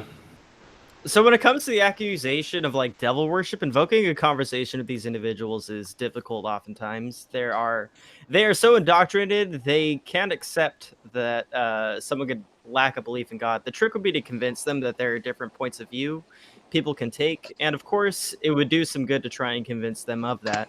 And I'd say that it's good to try with everyone who wants to make that accusation, but don't get upset if it fails. When it comes to the concept of hating God, I'd say that hate them as a literary character, not as something that's like a real tangible thing. If the conversation goes further, first, one would need to establish that they don't hate believers. Most believers are great people. The trick here is, again, let them know that people can have different beliefs. Some people can have a lack of belief. And just because a lack of belief in God is... And just because I lack a belief in God, it's not because I hate the thing as a literary character. There are still many reasons... many ways that two people could come together. I know that was a little rambly at the end, but yeah. Altogether, it's pretty good. I agree with that. Because I get it myself. It's not just atheists. I have a Jehovah's Witness relative, and when I try to explain the experience that I had, his ultimate response was, "How do you know that wasn't the devil fooling you?" And so like. It even happens amongst theists to other theists. As if you don't agree with the right form of theism, you're the devil. If you're an atheist, you're the devil. It's not just reduced to just atheists, I think. That's my question to Christians. How do you know it's not the devil that you're worshiping? Because it contains truth. That's conversations. That's a great question. I've always wondered that. Like, you would think that. So say Satan's real and he was cast down. Wouldn't Satan spend every ounce of power, and he's got to be a pretty powerful dude, right? To like somehow turn the conversation to get you to actually worship him. So like he could put out this book and say, "Hey, I'm God. I'm that false idol that you guys are so worried about. I'm God."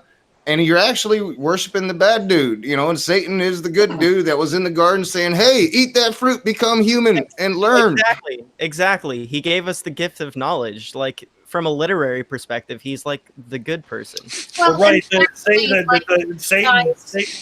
Satan, he told the truth. God lied. God said if you eat of the tree, you'll Uh-huh. die. And Well, Satan, and actually, if He also if supposedly guys- punishes evildoers. guys, So can I put something in really I quick? apologize, Ashley. So 2 things. First off, the chat asked me my opinion on this, so I wanted to weigh in really quick. As far as my opinion on how to engage these people and when to determine these things. But second, just to add to your guys' point, if biblical history skeptic were here, he'd probably have an issue with you guys saying that it was Satan in the garden. A lot of modern day Christians believe this, but the etymology in the Bible does not actually lean that way. Oh yeah, I've actually commented on that a lot because the Bible actually always says Satan when it's referring to Satan, and in Genesis it refers to a serpent. It is modern Christian interpretation that places that label on that snake. So again, I don't want somebody who has some knowledge of theology to come barreling in here and be like, all of your arguments are invalid because you made this mistake, because people like to do that. So I just wanted to make sure that somebody weighed in on that. Oh, great See how point. much, Great point. See how much self-control I have? I didn't even comment on it yet. Yeah, that was awesome. I appreciate that point because it did seem like it was derailing to a place of confusion. Yeah. So coming back to sort of my position on the question that I asked, I have a tendency to determine whether or not the person is a good faith actor by asking them a series of questions when they make these sorts of accusations of me. I get the devil worship one a lot more often than the hatred of God one. I also get the you just want to sin one because I'm polyamorous, so I get a lot of that crap from They pull like Romans 1 on you. a number of others. I've heard so many negative arguments about my lifestyle and about the particular way that I worship and other things. But generally, you can determine what sort of position this person is taking by asking them questions back, and by granting pieces of their premises, much the way that Cyrus often does, and sort of extrapolating and exploring. In much the way you would have a philosophical argument, right? Like you tend to use a lot of sort of ideas and images that from whatever philosophy you're exploring, and you talk about various hypothetical scenarios to try to drill down what somebody believes. You can do something very similar with these sorts of accusations. If the person responds with vitriol, chances are they're a bad faith actor. If the person responds trying to answer you and they appear to be doing so in good faith, I think that can open up a discussion. Now, to your point, TRA, unless we're in a very small format like this where we don't have a heck of a lot of viewers, like in a live chat, that may not always be possible to engage an interlocutor. But in a space like this, if we had, another Christian on who is making some of these sorts of claims, it would be possible to have an exploratory conversation to determine from what point of view they are having this. So that's my POV. And as far as the way that we can, address these discussions in a more productive way, I think that responding about your personal feelings about deity is a bit beyond the point. I think that the point of this accusation generally is to discredit you as a person, and I think exploring the person's motivations behind that is much more interesting. Yeah, you make a really good point there, honestly. Actually, I would want to ask you, why would you think a conversation with someone who's indoctrinated or fundamentalist be fruitful at all? The way I distinguish the indoctrinated is the more science they reject, the more indoctrinated they are. And at a certain point, I don't think even Jesus himself can reason with some of these people. And so I try to converse with more open-minded theists. But are you trying to say that you would like to find a way to approach very indoctrinated people? Like she was saying, finding out if they're a good or bad faith actor is probably the very first thing you want to do. Yeah, so that's what I was saying. I think the more science they reject, the more indoctrinated or fundamentalist they are. And, the more, that's how you distinguish Tro from, someone who's more open-minded. Well, I think that, to your point about science rejection, though, I've met atheists who are anti-vaxxers, and I've met, folks, I think that rejecting science, there's an entire side of the skeptic community that rejects the entire science on gender theory, that rejects the entire science on, all of the scientific evidence surrounding things like the wage gap, and yes, these are things actual scientific studies have been done on. Sure. So I think that scientific rejection it can be signs of indoctrination, but I think that religious institutions aren't the only ones doing the indoctrinating per se. And I think that you can have somebody who is less indoctrinated in, say, religion who also rejects science. I think that honestly, it's the way the person engages you and their willingness to discuss your points that determines whether or not they're a good faith actor. So, Coffee, you're not trying to say that simply because someone is, say, fundamentalist or rejects science, that automatically makes them a troll and a bad faith actor in a discussion. Not automatically, but I would say that for some people, there are very rigid fundamentalists that are very hard to reason with. They will completely reject any science out of hand that you present to them. And so, there's definitely a spectrum. I wouldn't say everyone's like that. Maybe it's a minority. Because I think most theists, like I've talked to a lot of people, they don't have any problem with evolution. So, some do. I would say that the more dinosaurs do, but like millennial, post-millennial theists don't. Like the younger generations don't. The older generations, of course, do. People in their 40s, 50s, 60s, and so forth. A lot of them, believe in their yeks. You know what I mean? They have the young Earth creationist view of interpretation of Christianity or whatever Western religion they've been. I don't necessarily think it has anything to do with age demographics, and I think that the young Earth creationists are a minority among Christians. I agree. The majority of Christians accept evolution. Well, in an old Earth. I think that it's also important to point out that Cyrus actually talks about how he used to be a young Earth creationist. And he talks about also how conversations with polytheists and atheists slowly came out of that.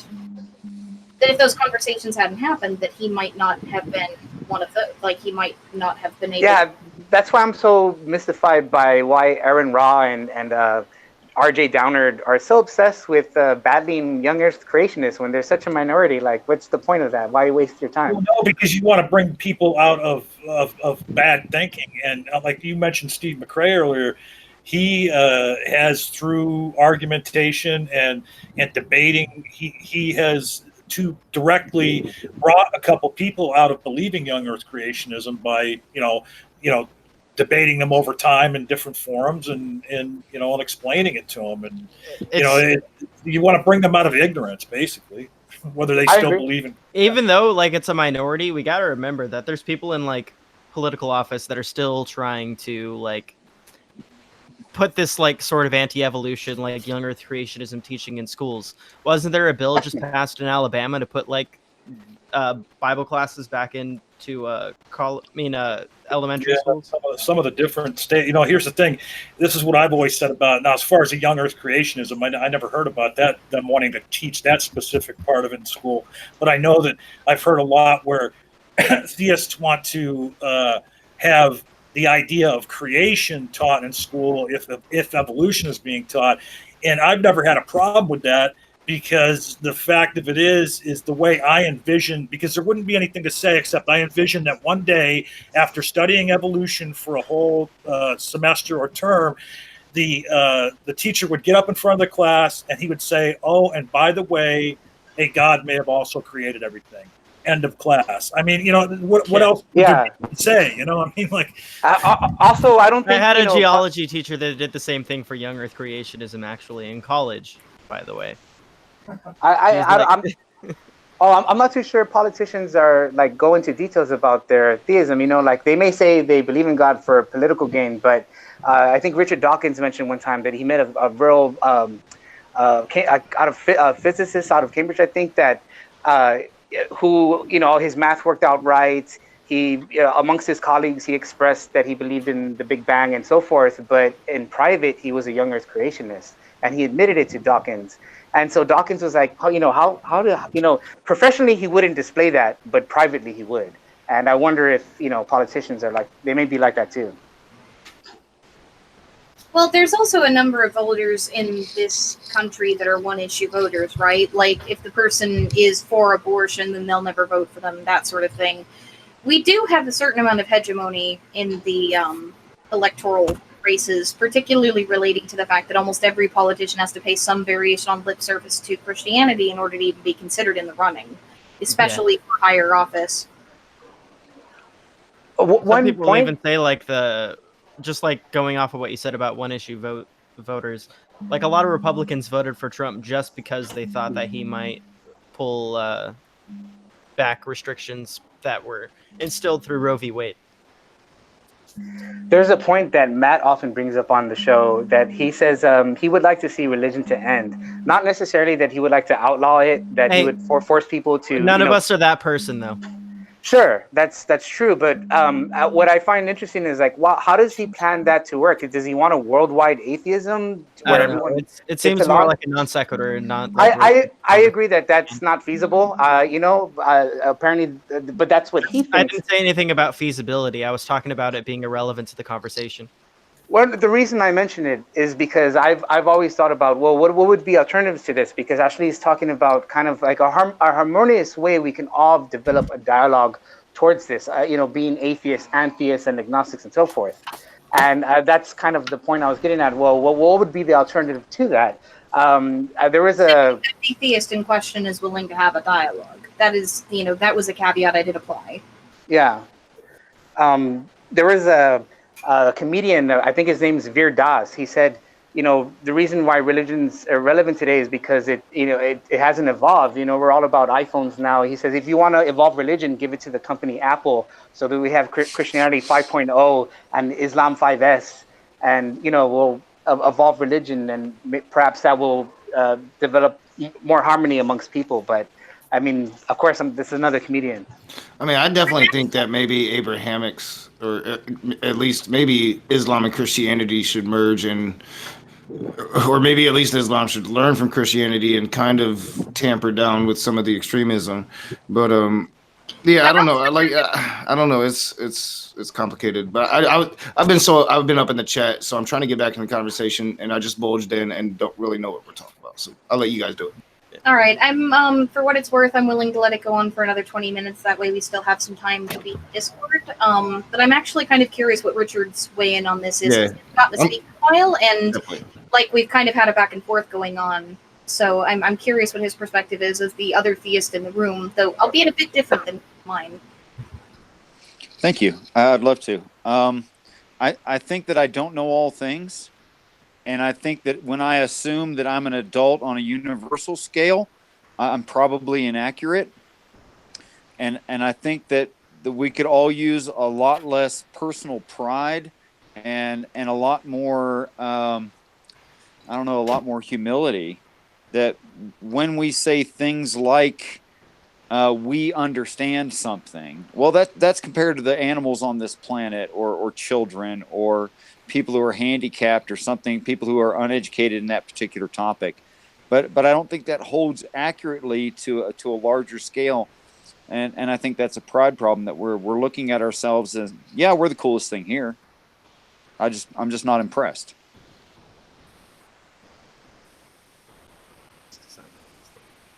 So in terms of having a dialogue, like, you think that pride is what's getting in the way? Yeah, I think our feelings are hurt. That's what we're really talking about here. We heard you proved me wrong. You corrected me.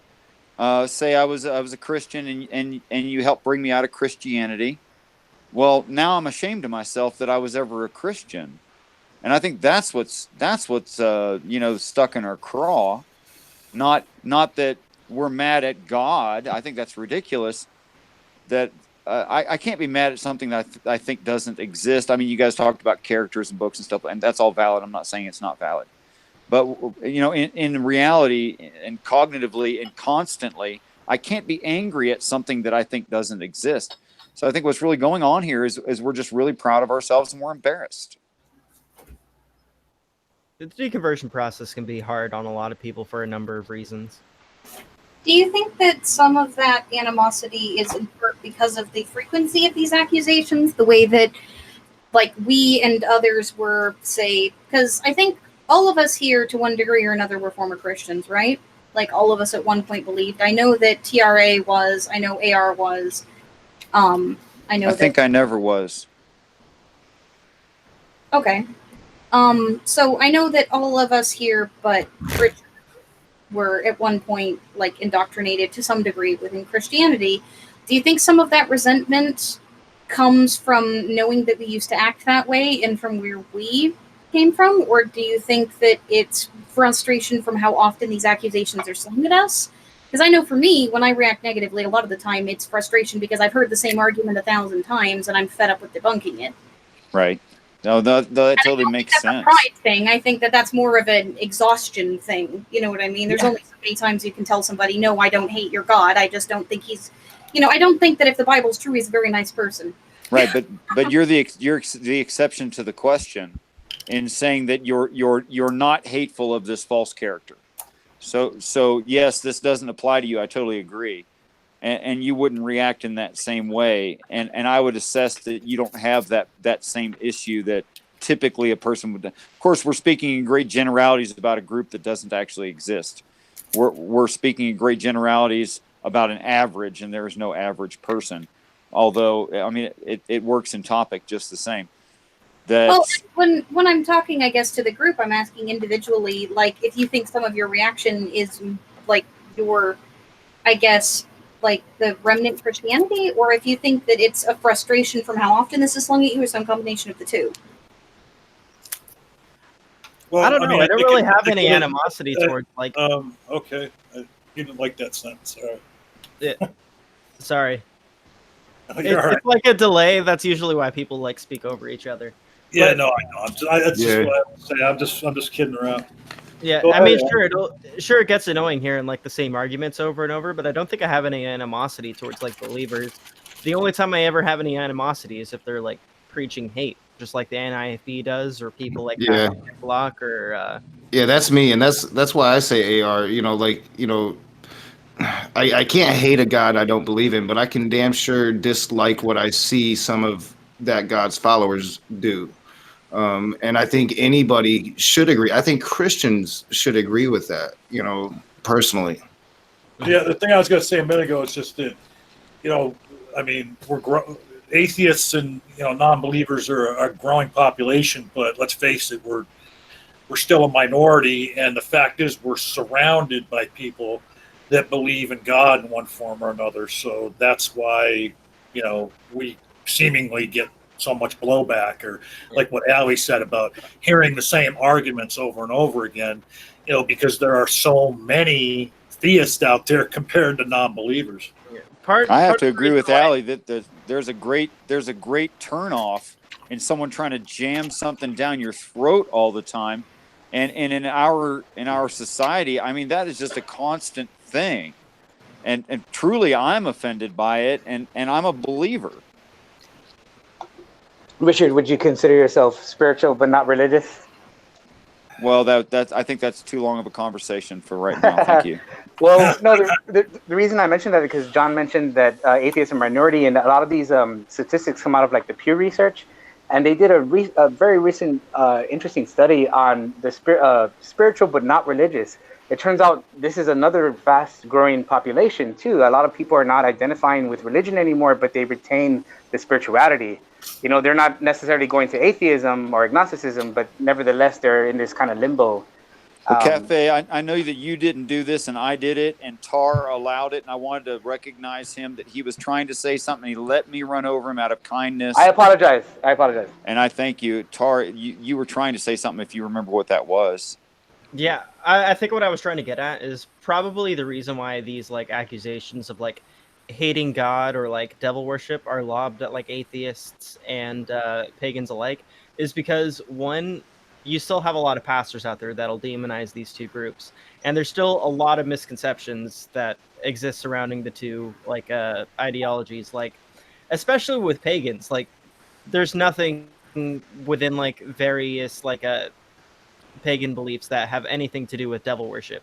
Last time I checked, being like a Norse pagan or a Norse polytheist, Satan's not even in that pantheon. So like I said, it comes from a lot of misconceptions rather than anything else. And then often they're perpetrated by their pastors, and then people just eat it up because that's what they hear at church.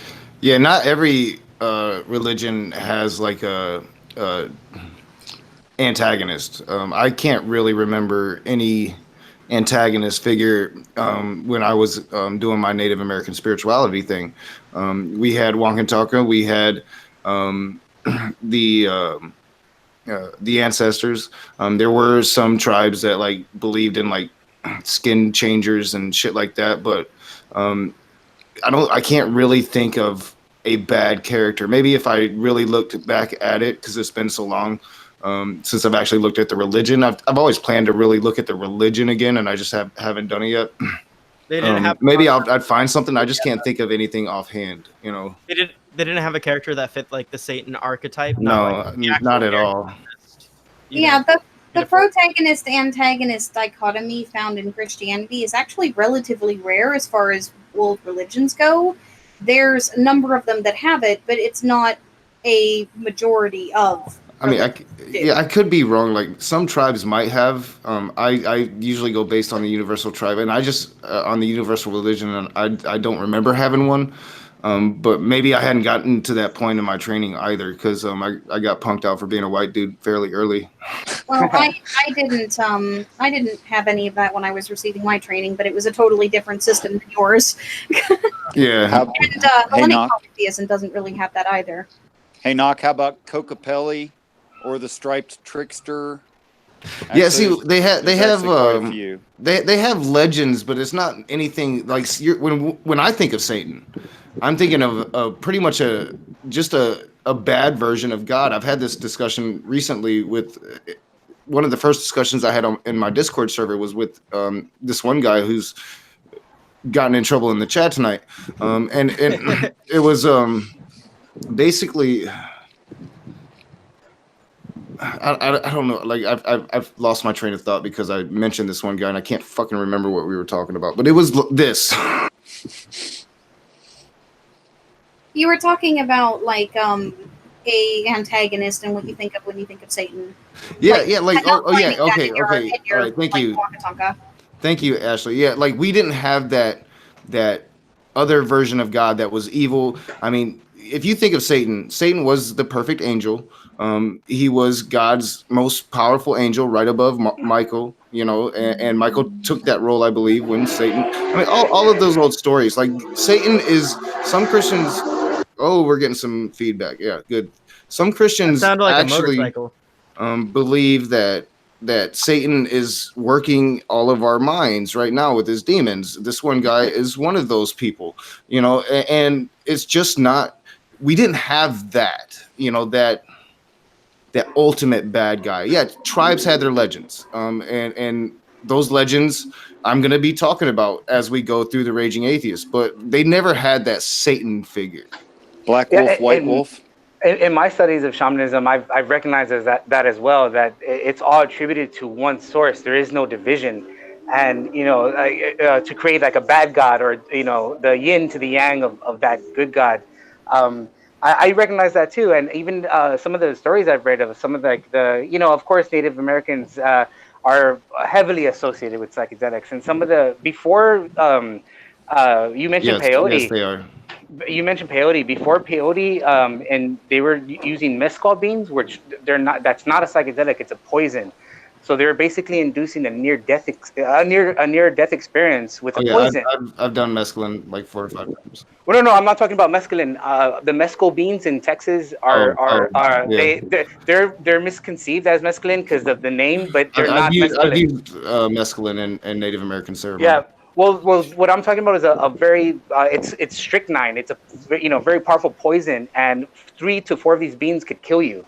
And so they would use these beans to induce these near-death experiences, these seizures. And if a shaman happened to die, the other shamans would just say, "Well, that was his time to go." You know what I mean? There was no devil involved. There was no. They just it was all attributed to one source. I have read. I do plan on studying other shaman spiritualities more, and I'm planning on studying the Stone God theory, and I'm planning on just studying a whole bunch of shit if I could ever find time to do it. For what it's worth, by the way, my experiences were with wavy cap mushrooms, which is typical of Northwest tribes. But I would like to bring attention to the fact that we've got 9 more minutes, so I want to give everybody the opportunity to do closing statements and pitch your channels and stuff, because we're getting to the end of the prescribed time, and we also getting to the bottom of the chat, so to speak. We're down from 45 people at the peak to 27, so I think it's a good place to wrap up. Yeah. We've went above time, and yeah, this coffee. Once I have researched this more, we're gonna have a nice, respectful disagreement on a really different kind of conversation. So let's get back to closing her out. Wait. And by research, you mean you're going to take a bunch of fucking mushrooms and LSD, right? No, I'm actually going to research. I'm going to research the science, and I don't know where I stand on it. You know, that would be the best research right there. Yeah, but I'm going to research the science, but that will be for another day. We can't close it out because yes, we got 8 minutes, and I've been telling everybody all night that I'm going to be in Discord and I don't want to be up all night. So, all right. And TRA, I would like to talk to you privately after this, just for a few minutes, regarding the situation from earlier. Oh yeah, yep, no problem. All right, so we'll go from left to right. So we don't have everybody that we had before. So John, you're first on my list now. What? Oh, closing statements, plug your channel, all that happy stuff. Yeah, I'm John Peterson. My new channel is the Amateur Conversationalist. Thank you for letting me be here. Hey, Cafe? Yeah, the same. I appreciate the invite. The Raging Atheist, man, I have a lot of resources. I could send you them in an email, man. Especially with shamanism and all that. I also study that very deeply. And my channel, I'll leave a comment.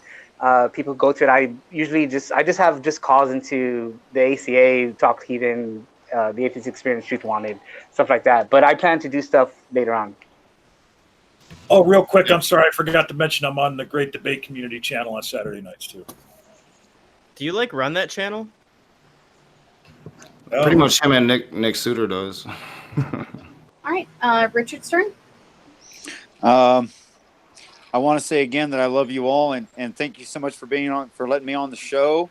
And Ashley, I think you're brilliant, and I think you did a great job, and thank you for all of that, and keeping it going. I think you did a smashing job. And I'm not hating on you. I just think that's the facts. That I think that we're assuming too much of ourselves, and we're not giving each other and ourselves enough forgiveness. And I think that it's a bad time to correct somebody when their feelings are hurt. That they need consideration in that moment. They need kindness. They need love. They need compassion. And I think if all of us made a little bit more effort in that direction, that we could get a lot farther. I do have a playlist. As Knox said, it'll be in the description of this video. And with everyone's permission, I would ask right now that I could share this to my playlist. Oh, sure, go ahead. Go for it. All right, AR? So as far as closing statements, I still believe that it's totally okay to hate fictional characters. However, leave out your God-hating in discourse. It doesn't really do anything to discourse. And if people are, lobbing that accusation at you, maybe, try and find out whether or not they are a bad faith actor or a good faith actor and make your decision on whether or not you wanted to continue the conversation after that. As far as shilling myself, I'm the Atheist Rationale. I do live streams tackling the hate that sometimes comes out of religious fundamentalism. I'm looking into tackling more like right-wing cuttering, if that's a good way to put it. And sometimes we goof on cringe too, and that's why I have a Craig emote in my Discord. Anyways, check me out. I'm the Atheist Rationale, and that's me. Okay, and back to father of the channel, Raging Atheist. Yep, you guys know who I am. I am Nakasuchi, and I am always me. I really love these conversations. I love every single different perspective that we bring in. I do sometimes enjoy going off topic and just getting into other stuff. And I really enjoy that I have such a great moderator that can bring us back on topic. I think Ashley did a great job once again. And I'm just, to speak briefly, and me and Ashley are going to talk in private before we hop over to Discord. And everybody's invited from this panel. If you're not on my Discord, please come to voice chat and we'll continue this conversation. Anybody from anybody that wants to come and have a conversation for a while. I'm going to be up for about an hour, but we're working on the rules and we're trying to figure the shit out. And I do see like a flood of blue. I am considering live chat mods. If I should not have so many, I'm going to be having these discussions in Discord. All of the live chat moderators are more than welcome to come and have a conversation about this over the course of the next few weeks, because ultimately what I want to do is bring stability to the channel and have an open Discord for ideas. And I want it to be respectful. And I want people to be able to speak, but I want it to be respectful. And that's why I have brought moderators in for myself, so I can be more respectful. If I want to get disrespectful, I'll do it in an edited shit, but here I want to have serious conversations. And I just want to thank Ashley for being a really good moderator. Lucy, all of my moderators, I'm just really impressed with how it's going, and it's going to get better as we make this thing better. So thank you guys so much. Hey, wait a minute, Doc. Alrighty. Hold on. I don't remember Coffee getting a chance to say goodnight. Oh no, yeah, I said, man, I like right. the direction he's going in. I brain cramped. I'm sorry. All right, so I'm gonna do. Yep, and I was reminded real quick that I do need to read some super chats because I'm gonna start doing that at the end of the night. Thank you so much, Tartan Snowflake. I'm pounding your fist right now. I was about to remind you of that, Knock.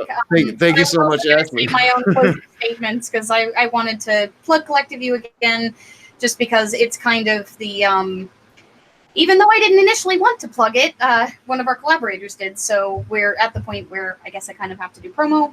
So for those of you who don't already know me, I'm actually more of a figure in the leftist community, though I'm slowly infecting Atheist YouTube via one of our collaborators. One of the reasons I know Cirrus as well as I do is because he's working with us. So AR has the link for it, but I have a channel called Collective View. We are working on getting our first couple of videos animated, but it is sort of a leftist answer to PragerU, animated in the style of something like, say, Extra Credits or Overly Sarcastic Productions. And we're going to be tackling leftist literature and current events. And I'm also working on a series on left and Christian apologetics for capitalism and how the Bible ultimately argues for wealth redistribution, mostly through the New Testament. So if any of you are interested in that, AR will probably be able to post the link in the chat for you guys. I think I might be one of those people that were infected, like she was saying. And the link is in the chat. I mean, I've always leaned left, but probably more so now than after. So yes, I'll awesome. put it back to Getting TR. into these like YouTubers. Super chats, any of the ones we missed, and close out for the night. Yep, and I will It's been a definitely wild ride over the year. I will definitely paste that link to my list so I have it and I will get it in this description as well. Ashley, Ashley is amazing, and just I can't be more proud of the moderator team that we have established. Mujita is going to be moderating Thursday night, very late stream, 12 a.m. CK Blackwood's going to be here. Atheist Rationale, you're more than welcome because the topic is an IFB. It is our wheelhouse. Yeah. If Blackwood's going to be here, please, I'm raising my hand right now. Can I please be here? Yeah, John, I already promised you that too. So right. Thursday night's going to be a very good one. It's going to start late, but it's going to be a good conversation. But yes, to the super chats, Mater saves. He can't, or yeah, he's saying bye, Jen. Bye, Jen. We'll see you later. Thank you for your support throughout all the months and months and months you've been supporting me. Maynard, $5. Rumor has it John Peterson has an avatar as a horse head because YouTube won't let him show his horse cock. Maynard, $2. This might have been during the conversation with Kathy, I believe. I got some great weed, yo. And then I don't quite understand this one, Maynard. $2, 83019, Fear Inoculum in capital letters. NOCUCUM. CUM, maybe. I can't even read my own handwriting. I don't know why, but those first numbers got that 8675309 song stuck in my head right Yeah. now. 83019. But as always, thank you so much, Maynard Saves, for your support. Thank you, all my patrons. You guys are awesome. And this is the last hangout. Hangouts are going away. So Zoom is the thing now. I have it's going to be up and running by Thursday night. So yeah. You're probably going to have another mod meeting to go over everything for anybody who's not familiar with it. Yeah, and I do want to have another moderator meeting, and I think we can do that on Discord maybe tomorrow if we can get everybody together and just really hash out rules. And I'll put live chat moderator rules on Discord as well. So we will get a handle on this thing, guys. It's a work in progress, but the goal ultimately is to make it a place of civil discourse where multiple ranges of worldviews can come and hash it out. And I think we're doing a pretty good job. So with that, we're going to get out of here. Oh, go ahead, Ashley. I was just going to say I love the direction the channel's going. I've been praising you on this heavily. I know that I've been a part of it, so maybe that makes me biased. I don't bloody know. But I really do think that this is becoming a place for discourse, and I think we're going to get more and more people who are interested in coming to these, discussions and such. The more topics we tackle and the bigger that you get. So I think you're definitely making the right choice, and I'm really proud to be a part of it. And thank you guys for all of your praise. I'm not entirely sure if I deserve it, but I'm incredibly grateful to be a part of all of this. I think it's an amazing thing, and I think it's definitely needed in a community like this where we are so divided. Here. Yeah, thank you, and you're great. And Maynard, how did I not know it was Tool? Damn, I do YouTube so much I don't listen to music anymore. So I think it tells, right? Because Tool is like one of my favorite bands. Okay, we're gonna get out of here, guys. Come join us on Discord. I'm gonna put it in the chat one last time, and see you guys later.